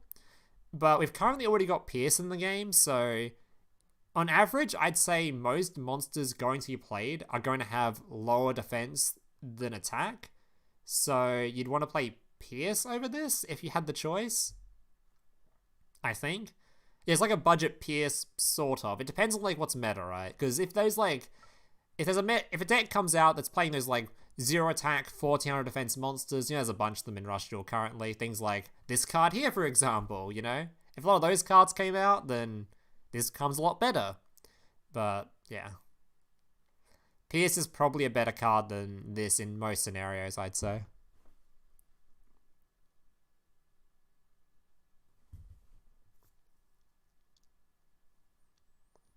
We don't know when they're going to release a new Rush box after this one, so giving us out to Maximums does seem like the correct thing to do. I mean, it depends on how you look at it, right? Because when you look at the current format... So I got like a little thing on my lip somewhere. Sorry. When you look at the current format, it's been the same way for ages. Like, the fact that aggro is still so prevalent and like everyone's still playing the same sort of deck is really annoying. So if they release a bunch of new cards and they don't like shit stomp the meta to the point where it's actually like a different meta, the game is going to be so stale. So if it turns out these tech cards and stuff become so good that the maximum summons are just irrelevant, then you've just ruined the entire point of the box. There's no point in releasing it, and the format's going to stay garbage. Hopefully it's not like that. Hopefully we actually needed these, and it will actually make it so it's a fair format. But if it does turn out the cards like this just make it so that Maximums are not playable, then you've just made it so that you released a box that did nothing. But we'll see. Like, literally trying to judge Maximums before they're released is too hard for me to do in my tiny pea brain. Especially considering most of it comes down to, can we summon them easily?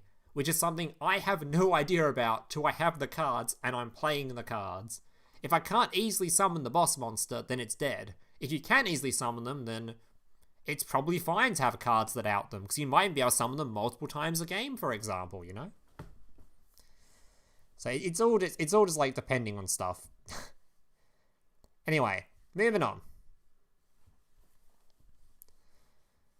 I don't mind a card max amounts, but now spellcasters and fiends have outs in engine, and that's on top of a tribute to Doomed and the 2000. Yeah, that is those outs are adding up. It is true. All right, Atra Shoot Hydron. If you have 3 or more Cyberse type monsters in your graveyard, send top card of your deck to the graveyard. Okay. This card gains attack equal to the number of monsters in your graveyard times 120 this turn. Oh my god, what the hiccups for? Then if you have 8 or more Cyberse type monsters in your graveyard, you can draw 1 card. Okay.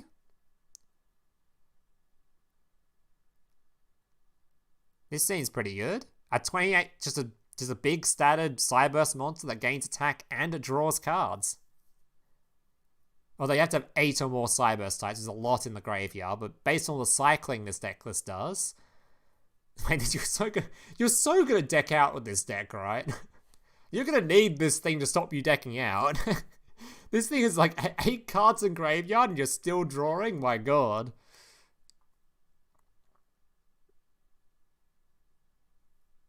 Not bad though, not bad. Just a really big statted boy. Sure. We like big statted boys. Maybe this becomes your actual boss monster and your your YGGDRAGO becomes your backup plan. Not bad, not bad. We like card draw. We like having huge stats. That sounds pretty good. All right. Psyduck. Place 1 card from your hand on the bottom of the deck. Add 1 level 5 or higher Thunder-type monster from your graveyard to your hand. Ooh. We've got some recursion for Thunder. Okay, a little bit of recursion. How many big Thunders have we got? Thunder. Okay, Thunder. Sort by level. We cannot sort by the ones that are released, you stupid game. Whatever.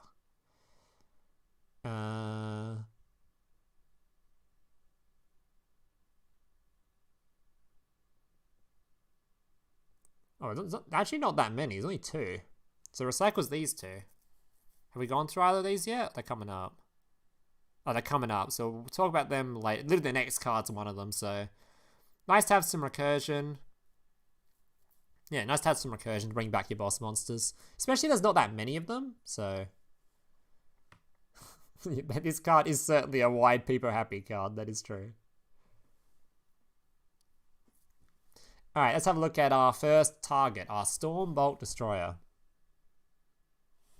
It's supposed to be a duck or a platypus? It's a Psyduck. It's the Pokemon. That's what it's meant to be. Alright, Stormbolt Destroyer. Your opponent has 2 or less cards in their hand. Yes, that's going to happen very often. So to summon level 4 off Thunder-type normal monster from your graveyard, face up on the field. Okay, not bad, not bad. You summon this guy, bring back a big dude, wherever he is. Where are your Thunders? This one, right? You can bring back your Anglefish, or you can bring back your Surge Bolt Lizard. Okay, not bad. Yeah, actually not bad. Stat line isn't too low. You can bring back stuff for more tributes. Pretty good. A nice little effect.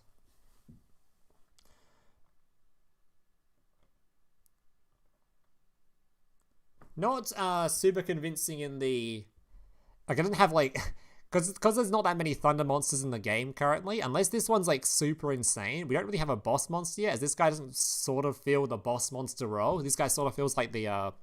feels the giving you extra materials to lead to an OTK with the boss monster, but... Yeah, not a bad effect. You haven't got a platypus Pokemon yet? I mean, he's right here, buddy. He's on screen. Right there. Alright, moving on. Shadow Buyer. Okay. Shuffle 1 monster from your graveyard into the deck. Increase this card's level by the number of face-up monsters on your opponent's field at the end of this turn. This turn, you can only attack with Fiend-type monsters. Oh, so this guy's just for the... Card games. This guy's literally just for this deck, right?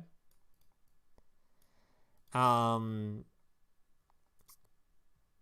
think the only downside of this card is that you could just use the skill and it just does it for you, because it's not once per duel. You can use this every single turn. So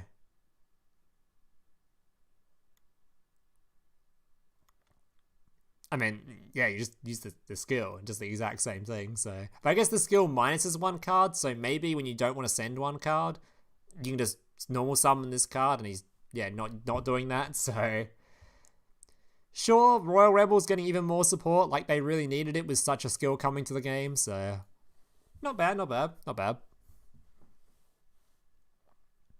If you don't want to use this card, then this card solves that problem for you. Also, it recycles monsters too, so if you want to get back one of your big monsters for later on, toss it back in the deck using your Mr. Buyer over here. Alright. Thunder Spark. When an opponent's monster declares an attack while you have a machine or thunder type monster in your graveyard, the attacking monster is fire attack at the end of this turn. Okay, so this is just your -5. Like, we've got a bunch of cards that do this already, so sure. These have seen like mixed plays so far in the game. Like, some people like to play them, some people don't. Some people love to play the barrier, some people don't like playing it. I don't know. It depends on, like, it just really depends on certain threshold type things. Like, if your opponent is like, if everyone's playing maximum monsters, it becomes really sort of pathetic to add a card that's like, here's a -500 attack to your opponent's monster that has 37 billion, you know? But if this helps you get over, like, you know, your Dragiuses or your whatever else's, it becomes a lot better. So, yeah, could see play. I personally never really liked the barrier too much, but I know the barrier has seen a lot of play currently, so if that sees play, Thunderspark will probably see play as well, is basically what we're getting at. Yeah, especially when there's not really that many other back row cards for specifically Machine or Thunder. Was the last card? This one was a huge W for the deck. Though it won't be as impactful because of the skill that literally does its job for it, but yeah, it seems alright. Alright, now this card's confusing, so chat will have to explain this to me, because I actually didn't understand it the first time I read it. Rising Light Angel Acel. During a turn you have not spell summoned a monster, send the top 2 cards of your deck to the graveyard. Then, if you activate this effect during the first turn of the second player, you can spell summon a monster from either graveyard face up to your field. So the going second player can use this. So you can only use this card if you went second. So it's a going second card. Why is it worded so stupidly then? Can't they just word it like, you can only use this if you go second? like, shouldn't it just say like, if you went second, you can use this on your first turn if you went second or something? Like, it sounds so, it's worded so weirdly, man. Like, shouldn't just be requirements? Like, in the requirements section, just say you had to go second, and then the effects section, it says on your first turn. Like, wouldn't that make more sense? Shouldn't it just be a requirement? I don't know. I'm reading it, and like, I thought Rush was meant to be less confusing, and this kind of text is like stupid, so anyway. Yeah, this card's are great, although it's kind of weird because it loses value after the first turn, so and you can only use it if you go second in a coin toss game. You use that for mill your own deck. If you use it in your first turn going second, revives a monster, otherwise just mill your own deck.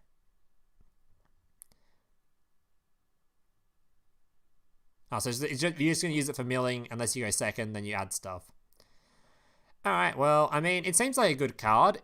I don't like this kind of design that's designed around like a coin toss, but maybe it's because Rush Duel eventually becomes a state where going second is worse than going first, maybe?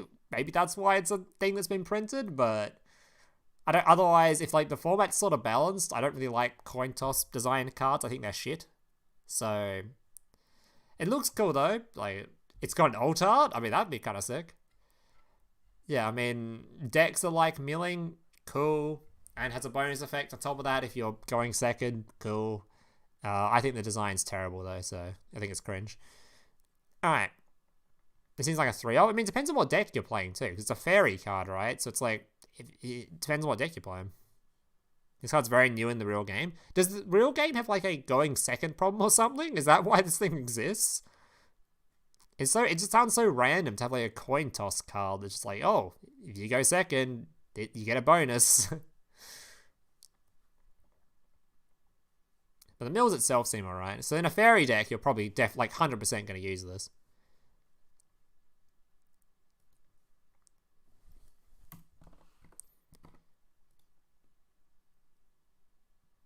This is just trying to remember if we have an actual fairy archetype, because I've forgotten.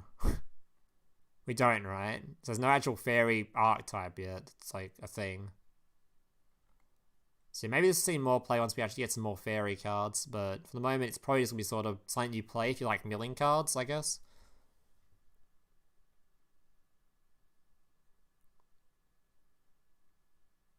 They have side deck? Oh, so you side deck this in? That'd be gross. If you prefer to go first for draw value? Alright, so draw value and side deck makes this pretty crazy. But we don't side deck in a ladder, so who knows? Seems like it's a good card, but I'm not sure what deck you're going to play it in, since it sort of doesn't really have a whole lot of synergy outside decks that really like to mill. Which a lot of decks do, so who knows. Alright. Finally, on to the maximum summons, starting off with Supreme Machine Magnum Overlord. Alright, so you maximum summon him using the 2 pieces, and in its maximum mode, this card cannot be destroyed by your opponent's trap effects. 3,500 attack, potentially even more with like a God knows how much boost you get from this thing, like 2,000 or something from this thing, and this card gives you your, what, another 1,600 or something, whatever your opponent's level's based on. Yeah, this card, it's literally just the definition of Ooga Booga, and can lead to some really disgusting OTKs. But we have 6,000 life points in the game, so if you don't kill with this, it might be hard to sort of finish out games, because we didn't get many other... I guess we're the cannon dude, right? This card. We got Barrel Dragon. We've got your Ace Breaker stuff. So maybe just in a standard machine deck, you can sort of fit these guys in, I guess. I didn't see any like easy consistency boosting stuff for this deck though, right? There was no consistency booster for it though. So we just hard drawing this? If so, that's really bad. I'm not misremembering, right, chat? There was no like consistency boosting stuff for specifically this deck, right? I can't remember any. If so, does that make this thing's probably not even playable then if you can't consistently get it out? Because then you're just playing dead cards in your deck. Don't think so. And it just seems like, like trying to rely on getting hold of 3 pieces is like... Okay, I mean you can hold cards in your hand I guess, but that sounds a bit cringe. Was there any machine cards that add back from graveyard to hand or something maybe? Like this guy from graveyard to hand?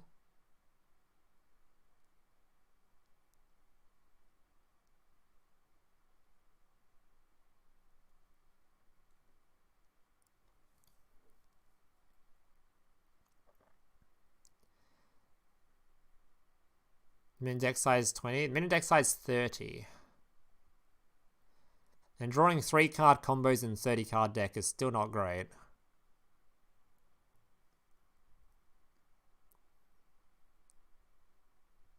Unless you're holding on to cards. You have to hold this card in your hand, for example, which is -1 draw every turn. I mean, it's probably doable. It just depends on how many pieces you want to run, I guess. Like, because this deck goes on, like, the Harpy one, at least. You can play, like, 3 of this, 3 of this, and 3 of this. So it's a lot more likely to hit them.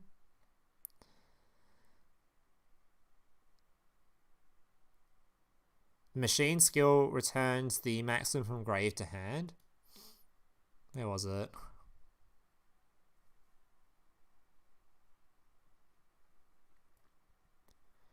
Sends a maximum from hand to graveyard, then...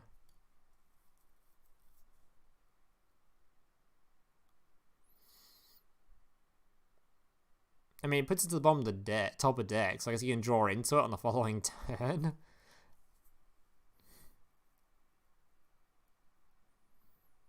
Just set 3 pass until you open it. Yeah, set 3 pass, then your opponent activates Herald Tuning Invasion, flips them all face up, and you just take 2,000 damage every turn. Crazy.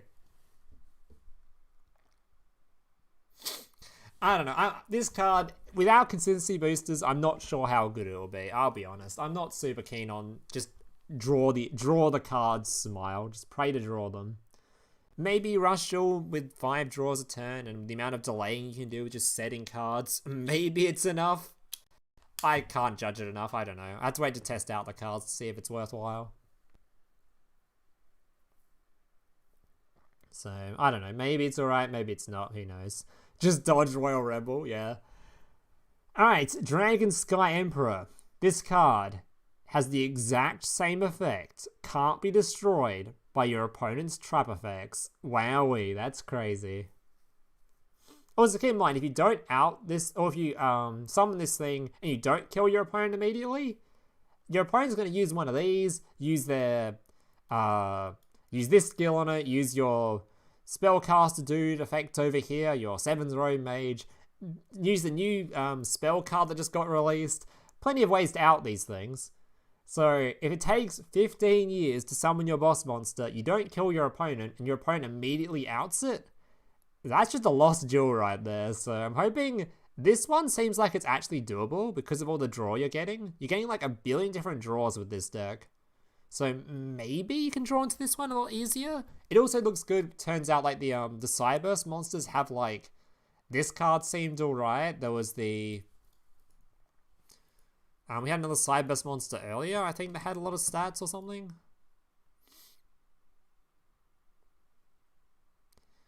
So like, if you have enough like just decent monsters on their own, whilst you're just drawing to hit these guys, it might just, the deck just might be okay. Oh my god, why is the website so slow today, man? Come on. There we go. Okay, the shrimp was pretty bad. Oh yeah, we had this guy, right? This guy's like the burn guy.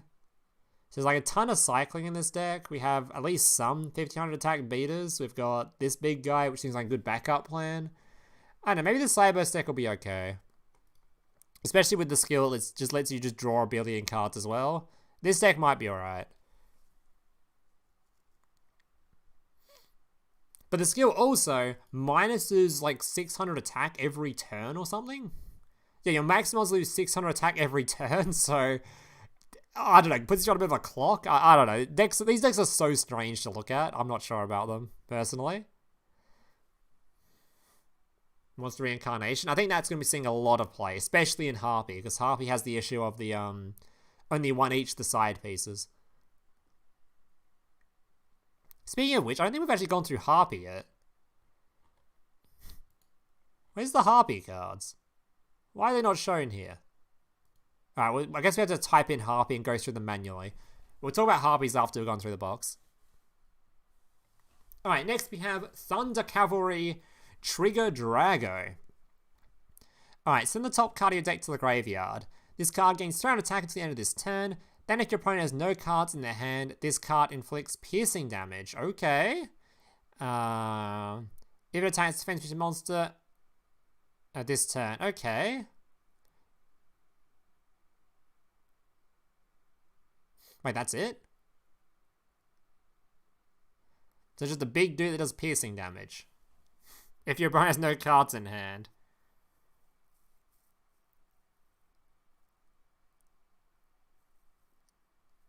I mean, the downside of this card is that it's really easy to play around. Like, if you see your opponent's playing Thunder, then you're just like, oh, I'll just keep a card in hand, you know? The skill puts cards to defense. I mean, if you see your opponents on Thunder, though, you just keep a card in hand. Right? This might be good for ladder. You might have to farm some people on ladder that just don't bother reading, but if you know your opponent's on this, you're just like, oh, I'll just keep one of my spell cards in hand rather than setting. I guess your opponent gets -1 draw, but that outs the 2500 attack piercing damage. That's probably worth it. Maybe. But overall, the Thunder cards seemed really decent, from what I remember. I've already forgotten what the Thunder cards were, but I think we went through a bunch of the Thunder cards, and they already seemed fairly decent. Like, this guy was decent. We had 2 level 4s, I think there were.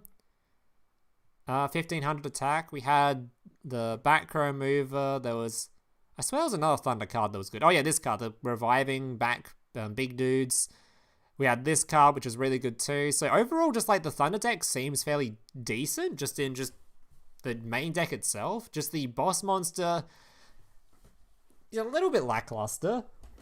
But beat sticks are beat sticks, I guess.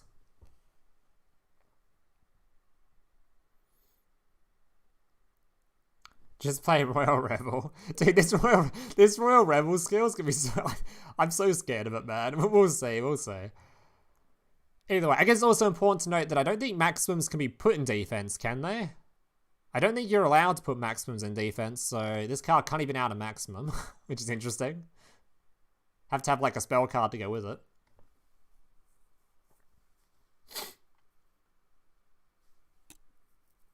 Yeah, you can't put them in defense, so... Alright, and the final card we have Harpie's Pet Dragon. So we'll go through the Harpies after we go through this card, since we haven't gone through Harpies yet. Alright, requirement none.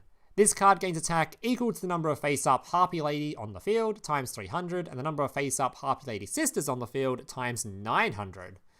Alright, so this card can become a pretty big birdie or dragon or whatever this thing is. I swear to God, the skill didn't stop you playing this, right? Where were the skills?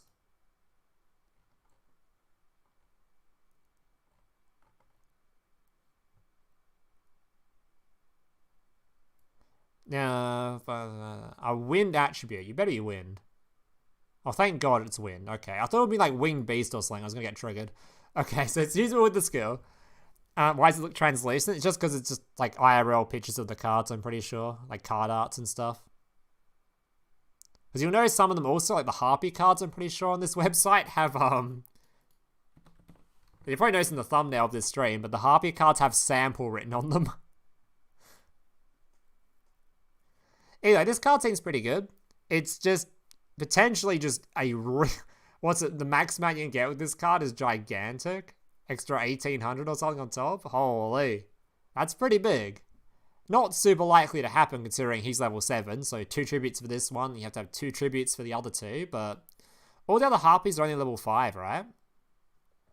So it's not too hard to get like if you have like a engine in your deck list that allows you to play.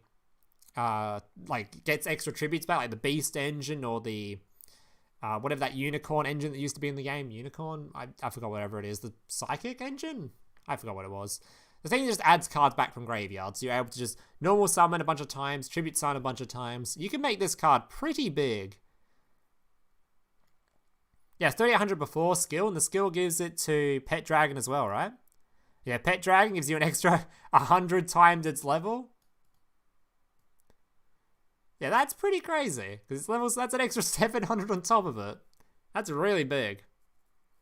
Oh my god, it doesn't work with your opponent's stuff. Oh, it does. Oh, this is crazy in the... Yeah, Seahorse Carrier, not Unicorn. That one. Aqua Engine, thank you. That actually works with your opponent's stuff? That's disgusting. That's really, really disgusting. Damn, this card itself can out any maximum monster if you get enough resources out. This gives me a lot of hope for Harpies, because Harpies aren't super reliant on their maximum summon. Speaking of the Harpies, let's go through them real quick. Alright, so there's 3 Harpy monsters. Keep in mind, we already have Harpy Lady in the game. We also have Harpy Girl, but that's irrelevant. We do have Harpy Lady in the game already, so we already have at least some extra Harpy Ladies to go with this. So it gets extra, like, 300 whatever extra attack. Alright, so we'll start off with the small ones first. So this card's name becomes Harpy Lady Sisters while in the graveyard. Requirement: none. So very important to specify. This thing doesn't require you to be in maximum mode to use this effect like the other ones do. So this card's name has Harpy Lady Sisters, and it cannot be destroyed by your opponent's monster effects. So already can't be destroyed monster effects. Not super super useful outside of a specific problematic skill that might be coming out, or is coming out, so it has got that going for it. Then if this thing's in maximum mode, it can make up to 3 attacks on monsters each turn. So you can have a gigantic Harpy that has 3400 attack plus whatever you're getting from the skill that can attack 3 times. You thought Dragius was a problem? My goodness. 3 attacks? That's crazy. Alright, then we have the left effect. Why does he have spiky nips? Because this is the uncensored one. I'm pretty sure the ones we're getting will be censored and not have spiky nips, sadly. Alright. This card's name is Harpy, like blah blah blah. This card's name becomes Harpy, like blah blah blah. Also, and it cannot be destroyed by your opponent's trap effects. So this card's immune to widespread. And if it's in maximum, it gains 5 levels. Okay. So that makes your Harpy really big, which is... this thing gains attack based on level, right? Yeah, attack based on... yeah, the level, so... very cool. Alright. You magic summon this card with blah blah blah. Shuffle 2 wind attribute winged beast type monsters from your graveyard into the deck. One face-up monster on your field gains 500 attack until the end of this turn. Then if this card's in maximum mode, inflicts 500 damage to your opponent. So again, very important to note, this thing doesn't have to be in maximum mode to use this effect. So it's a level 5 tribute summon. So you just tribute summon it once with one tribute. And you can make this thing have 2600 attack.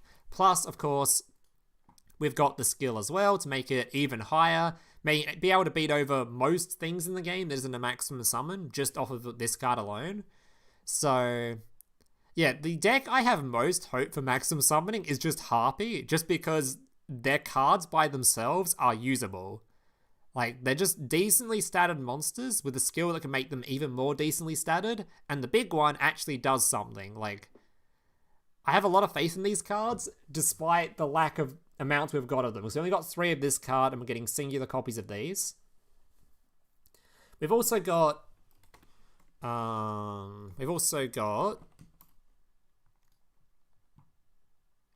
are you? This dude here. The Trick Pigeon, which can add cards back from your graveyard. So that's really good at adding back the one-ofs that we might be needing to use as part of like removal or something during the game. So it's not like you just can't summon these cards, then you won't be able to do your summon later on, because you can always add them back. You've also got the spell card that can add them back. So yeah, I have a lot of faith in Harpy being a playable deck. Especially because, yeah, like they're all level 5, so it all take 1 tribute, which is really great. You just summon them out. If you have a single beast engine in your deck list, that just makes it really easy to summon these cards. Like, really easy. Complete a Harpy deck with Glock Condor. No, the skill is only locking you into the 1400 attack or over 1400 attack wind attribute. So you just play things under 1400, like the Beast package, or you play the Aqua package, you know? The stuff that we already play in the game for a lot of decks. And it's a free-to-play deck, potentially. It depends on, like, how many of this you want. You can probably get away with 2 of this, but I think you probably should play a couple of this at least, as it's, like... it's definitely a good backup plan. This thing could be gigantic.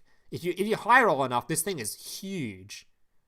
The downside is you can't add this thing back to hand with that winged beast we were talking about earlier, so it's kind of hard to, like, I don't know, just consistently pull off those sort of combos, I guess. Oh yeah, we were talking about the winged beast trap earlier. That's the other thing. The best trap card we got from this box was for, specifically, the Harpy deck too, so on top of everything, the trap card, we're getting a good trap card, and it's only for Harpy. Or Winged Beast, you can play another Winged Beast decks, but it's obviously aimed at Harpy. Oh yeah, also, Harrier, I saw you posted in Discord earlier that the Harpies aren't getting, like, a back row removal card, but, like, if you're playing Beast package, you just play the Beast back row removal card, right? So I was talking about this in my my Discord earlier. So we're already theory crafting in my Discord earlier. I'll show it off on stream, because why not?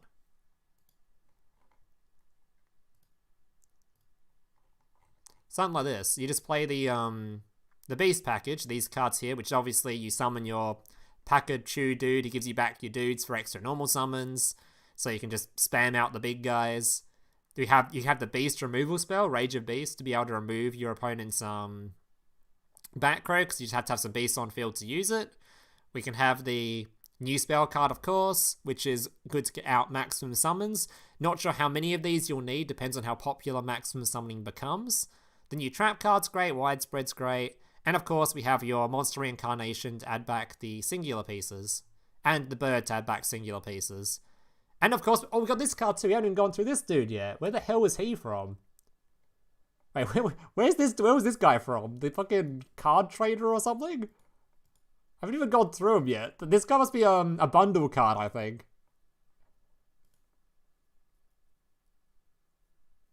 Yeah, it was weird that we don't have it. It is true. We should actually get the Harpy field spell, you know? They should add that to the game.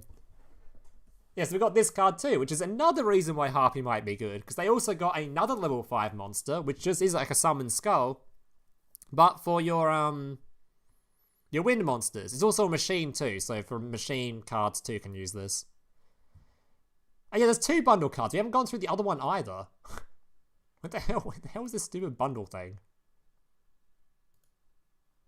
Oh, it's in here. There we are. Okay, so we haven't opened this page yet. So there's 2 other cards coming, by the way.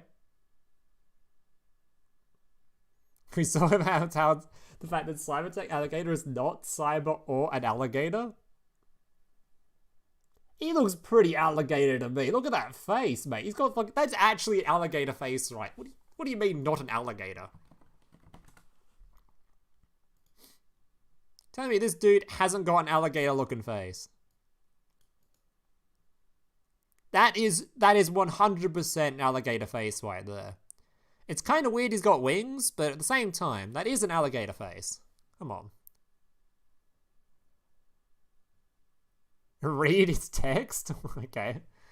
Originally a pterodactyl, or a pterodactyl.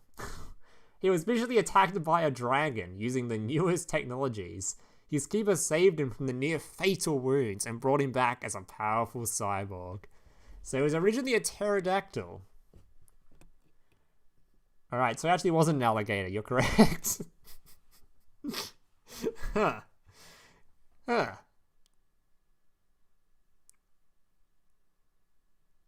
I mean, he's a cyber though, right? He's a cyborg. That's cyber. That's pretty cyber. Either way, that's some pretty cool lore for this card, just saying. This card's pretty based. Don't judge his gender. I didn't judge. Okay, now I'm getting cancelled. God damn it. Alright, well, this card's fantastic. You'll see it in Harpy deck lists, I imagine, just because 2500 beta is 2500 beta, which is Summon Skull. It's pretty cool to note that, like, the Harpies themselves basically are just all Summon Skull type cards in stat line. During your turn, obviously. During your opponent's turn, they lose their stats, but it's pretty cool to note. You're just playing a deck of Summon Skulls, which can't be that bad. It really can't be that bad. So, yeah, we'll see how Harpy go. I think Harpy is the most promising maximum from this box. Alright, I don't know why I did maximum, like, anyway. Tribute to the Doomed. So this card is, if you've ever played Tribute to the Doomed, it should be seem very familiar to you. Send 1 card from your hand to the graveyard. Destroy 1 monster on the field.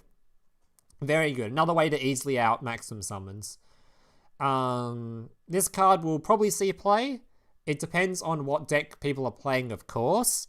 Like, I think Harpy specifically, I don't think they're playing this card because I think they're playing, like I showed earlier, I think they're playing this just because we've only got 1 each of the small pieces. So if you want to have any chance of maximum summoning, you could also just play Harpy without ever maximum summoning, by the way. You could just play it as just a high stated deck list with just the off chance you sometimes maximum summon with it. But if you want to play it with maximum summoning in mind, you're probably using the spell card. Yeah, it's legend spell, so you can't play both of them. You can't play this card and this one. So I think in Harpy specifically, you're probably playing Reincarnation, just a guess. It might turn out this spell is just so unbelievably broken that you just want to play it all the time, for example. But this is also competing with the Sword and Shield, right? Which is arguably better than this outside of maximum summons. So this all depends on a lot of stuff. Like, if maximum summoning becomes like a really meta prevalent thing and you just want to have removal for it, this card becomes fantastic. But if it's not the case, you're probably playing Sword and Shield over this if you have the option. And at the moment, Sword and Shield doesn't even see as much play as this spell card, I'm pretty sure. I think most people prefer to play this thing at the moment. But that also might be because of the bundle deal thing and only giving you packs from previous boxes right now, so people are waiting to get their Sword and Shields. But yeah, it's really odd to look at the Legend card stuff. I do think it's kind of cool, though, that you have, like, a lot of options in the legend pool. It's sort of similar to how currently there's a lot of limit 1 options for speed duel. So I do kind of like it. We have a lot of viable options is pretty cool. I do like that. But I don't see Tribute to the Dunes being that prevalent unless maximum summoning becomes prevalent, which I don't think will be the case on release. Just a bold guess. I'm like I said, I'm probably the worst person to take advice from this format because I'm awful at this format. I don't play it very often for obvious reasons. The current state of the game is awful, so I don't play it that much. But if my take on it, I don't think maximum summoning is going to be that great early on. I think Harpy is going to be the best variant of it by far, I would say. I'm pretty convinced it's the best by far. And I think from the new box, the best archetype is probably going to be this one, the Royal Rebel stuff, with that stupid OTK skill, which seems incredible. And everything else, I mean, the Thunder deck doesn't sound too bad. It sounds playable, at least. So, playable Thunder. This card's probably summonable. This one, I just don't see it being summoned very often. I'd be surprised if it is. I don't see this deck being playable. The machine deck's probably playable, but the maximum summon doesn't seem very playable to me. Oh, yeah, another fucking great card for the Fiend deck right there. Yeah, so I think that's my summary of the box. What's your thoughts, boys? What do you reckon? Put you guys on the screen now. Seems like no maximum summon consistently clear the Royal Rebel deck. I mean, Harpie's fine against it because the maximum summon's immune to monster destruction, so you can't pop them. So the Harpies have to be like beaten over. Like a YouTube chat. It's like, it seems like it's fine against Harpie will be fine versus Royal Rebel. Why can't we have Dream Rush tickets? Because there isn't any to grab yet. Because normally normally Dream tickets work based on like previous can't be used on the previous last 2 boxes. That's how I don't know how many boxes, like 3 or 4 boxes is how Dream tickets work. Rush has only had 2 boxes, so if they give us a Dream ticket, that kind of doesn't work how Dream tickets work currently. I think they should have given us a Dream ticket and made it so it can be used on any of them, considering getting a Dream pack, if Dream pack isn't applying to the current box, the one we're getting, that'd be very silly, because we already own all the old cards, so hopefully it applies to the current stuff. The Ragnarok Skill is so dumb. Oh yeah. We think it's hard to judge things before they're released, but like a skill that's like board nuking, potentially board nuking and outing maximum summons is really like, I guess we did point out the obvious downside of like the way that deck works is you're going to be leaving yourself very defenseless after you've done it. It's sort of similar to how like the old dragon deck that played the spell card that nuked the field, then summoned 1 dragon, hit your opponent in the face for 2,500. It leaves you very open to take damage on the following turn. So okay. Let's be real. It's not for free. You have to discard for it, okay? It's not technically for free. There is a discard involved, alright? Okay. I've lost my chat.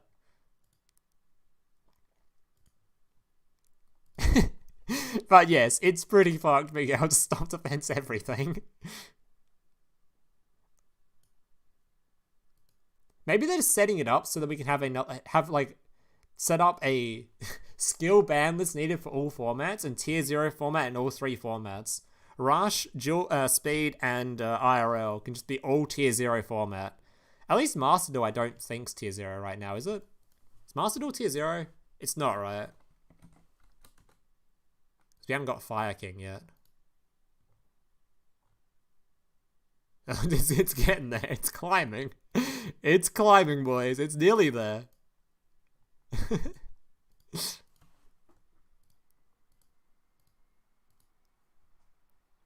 Discard that makes your monsters level 5. Yes, we're aware of what the skill does, and it's very strong.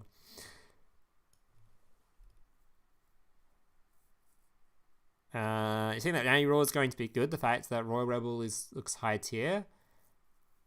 Could be. If Maximum Summon isn't a thing, because Maximum Summons ignore Yami Ruler. But if it does become a thing where that deck actually becomes the only playable deck, Yami Ruler does certainly help, but that's the same for current format, right? At least the Yami Ruler is a card that just cucks any deck that isn't maximum summoning, so... It was the same when, at least in early tournaments for Rush, when people were playing, like, a lot of, Dragony type stuff, people were just like, oh, we'll just play Yami Ruler, and it was the only card that, like, affected the format, or the only other deck that competed in the format. Just because that's just how the card works. It's just the only floodgate deck we've got, you know? Once Bonfire comes, it comes tier 0? Okay, true. USA has won an official large TCG tournament, the YCS currently? Certainly did. It currently had the top cut for this, by the way, if people that didn't know, was like... Well, actually, I remember, it was 41 Snake Eye variant deck lists, so pure Snake Eye, Fire King, Snake Eye, and the singular Rescue Ace. There was 41 of them. And then the other deck lists, I think, made up for 40... Made it to 45. So there was like 4 or 5 other deck lists, 45 or 41 Snake Eye deck lists. So, yeah, TCG is currently having it a very tier 0 format right now. Exceptionally tier 0. But hey, at least the Ritual deck list is playable in that format. It was the only one that was actually had like 4 top or 3 tops or something, so... Hey, at least that deck list tops, and that deck looks like fun, so...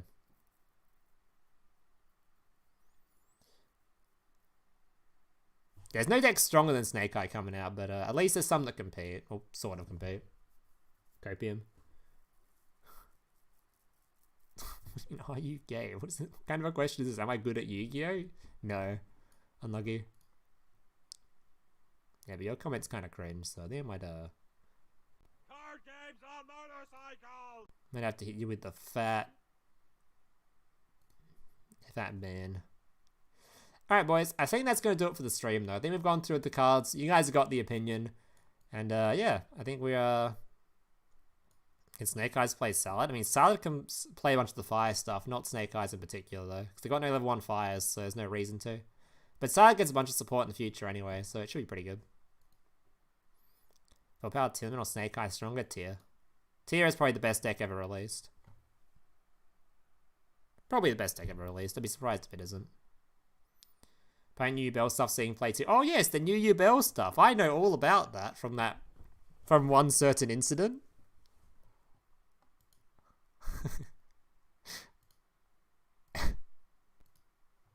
One certain incident that's starting to go a little bit on the viral-y side of things. What is with the Yu-Gi-Oh community and loving drama, man? Look at this shit. This is my short on the cheating cheating that might have happened. Fucking hell. What is going on here? This shit's going to the moon, boys. That's a 100k short view short right there. Either way. Are you going to watch Solid Leveling? I'm already watching it. Can't watch it today, though, because it doesn't air till another couple of days.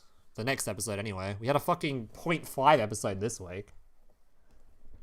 Imagine a 0.5 episode, man. That's fucked up. $1.72. Let's go! Dude, what's my high... Okay. It's some random analytics stuff, but, my most viewed short. How much money did I make from it? $25? That's insane. Although I think those were one of the older ones. The older ones didn't make much money. I think this one probably made a bit more.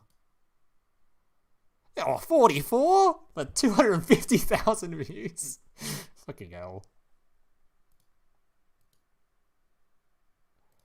Oh, not happening. We're just looking at analytics. Anyway, why am I looking at this stuff? Are you allowed to show this stuff? Other YouTubers do. I think there's like a little bit of a I think YouTube has like this weird thing in their policies where you're not meant to show CPM stats, I think, which I don't think show on this screen.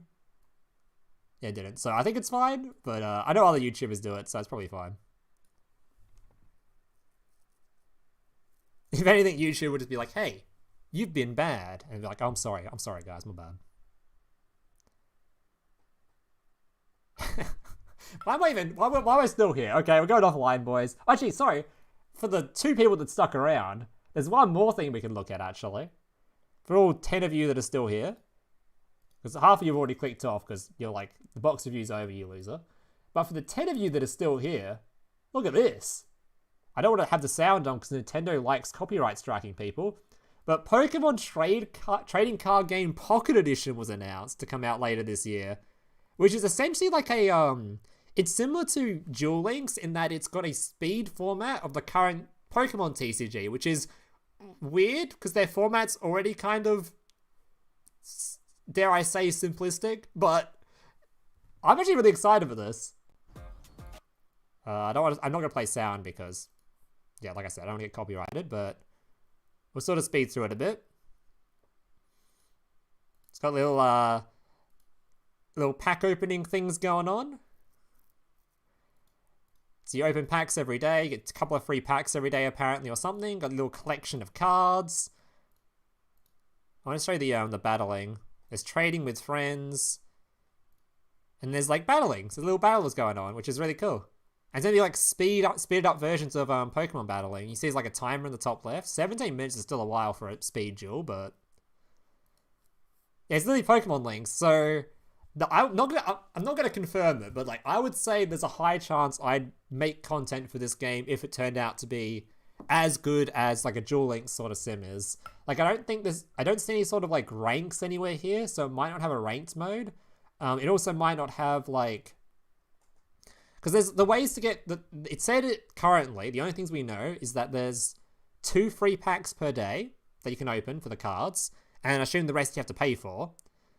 But that's like the thing. If you can't like earn like a gem currency in this game to open additional packs outside those 2 free per day, it might not quite be fun enough for me to make content on it. But if it turns out this is like a good, decent way to farm some packs every month and you just sort of play this game fairly free to play friendly, I would love to make content on this, or at least stream it sometimes. It'd be really fun.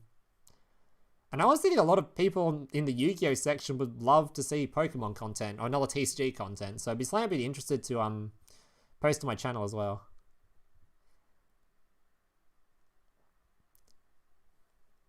Like, even just like a simple ranked mode, you know, that'd be kind of cool. So I'd be a real big fan of this. Oh, it's got like the cool arts coming out, and oh my goodness, immersive cards. Got a little zoom in here. Alright, this is kind of sick. We'll let this one play out.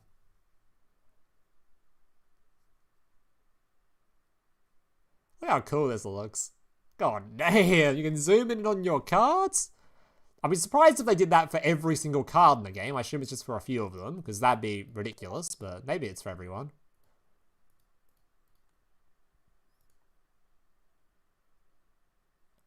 Yeah, so that'd be cool. I would really like to make a video on this, make videos on this, or stream it or something at some point. But I just gotta wait for the more information to come out about it, because literally all we know is you can open packs and you can battle. Don't know anything else about it.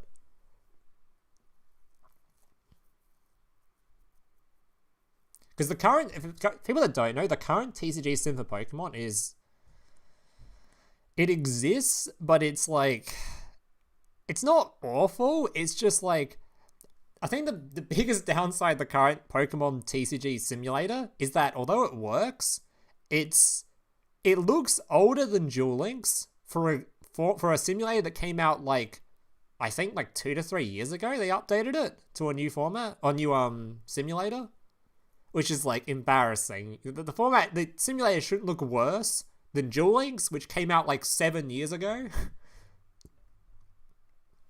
But in all honesty, the actual game isn't that bad. It has like a rank system. It has like a bunch of free structure decks when you open it, including one which is literally meta relevant. Like you literally play Giratina. This is when I played like a fucking, I'm saying this like it's relevant now. I played like a year ago, but when I played a year ago, they basically gave you Giratina for free, which is a meta relevant deck, or was a meta relevant deck. So that's pretty cool. It's not like it was a hard game to play in or anything. It's just the simulator was pretty mild, to say the least. It's like a very 5 out of 10 simulator. I know how to play the TCG. I played it quite a bit. Well, quite a bit. I played a few hours of the simulator. It wasn't on Steam though, right? It has its own simulator, I think. Where was it? I've got it on my desktop. I don't know how many hours exactly because there's no way of telling, but I can still have it on my desktop. Yeah, I still have it on here. TCG Live. You're definitely downloading that? I'll be downloading that. Hopefully I'll be able to make content on it too. It'll be fun. Yeah, trading is she. I was find it's really cool. It has its own trading system too. I could trade with the view. I think I called it. I could trade with the viewers. Wouldn't that be dope? I don't know how exactly it would work. It might be only like you can only trade in like person maybe. Although I think it showed like he was trading with a girl on the train, so I assume that means like internet trading sort of thing. So I could trade with the viewers too. That'd be kind of fun. You have like prize stuff too. Like if you guys beat me, I'd have to give you a certain card or something. That'd be like really cool. We could put like wages on the line and stuff. That'd be really fun.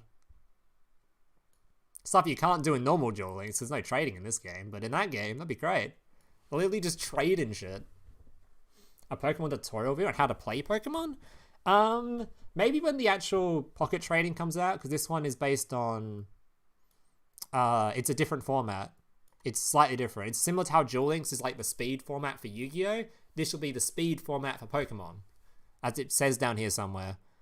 Complete in the quick battles with streamlined rules. So it's like speed... It's literally Duel Links version of Pokemon, sort of. Skills? I don't think it's gonna be skills, but it might be. Yeah, streamlined. So it's literally Pokemon, but quicker. So it's like the Duel Links version of Pokemon, which will be fun. So I'd love to make content on this. I'm hoping they do a really good job in making it somewhat free-to-play friendly, so that I could just do like... So I wouldn't mind spending money on the game too, but it had to be like... You know, to keep up with Duel Links and master all that as well, I'd have to actually spend money on it maybe. And I don't want to spend too much. Ultra counts? Hey, I'm not going to get banned by Nintendo, okay? Nintendo are really iffy with their with content creators, so I wouldn't want to do anything even slightly offensive to Nintendo.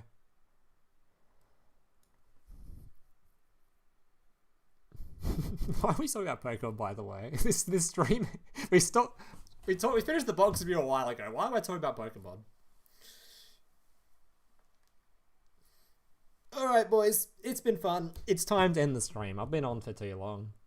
Hope you guys enjoyed the stream. Hope you enjoyed the stuff. Not sure what my next video is going to be, because there's a few days before Rush, and I'd like to do another video in between. Might think of something, not sure. But, were you watching Direct? I was watching Joshua Schmidt watch Direct, because for some reason he was watching Pokemon on his stream too. I was like, what the hell? Sure, I'll watch it. Why not? Anyway, that's enough, boys. Thank you all for tuning in. Hope you enjoyed the stream, and we'll catch you in a later one. Make sure to subscribe, follow,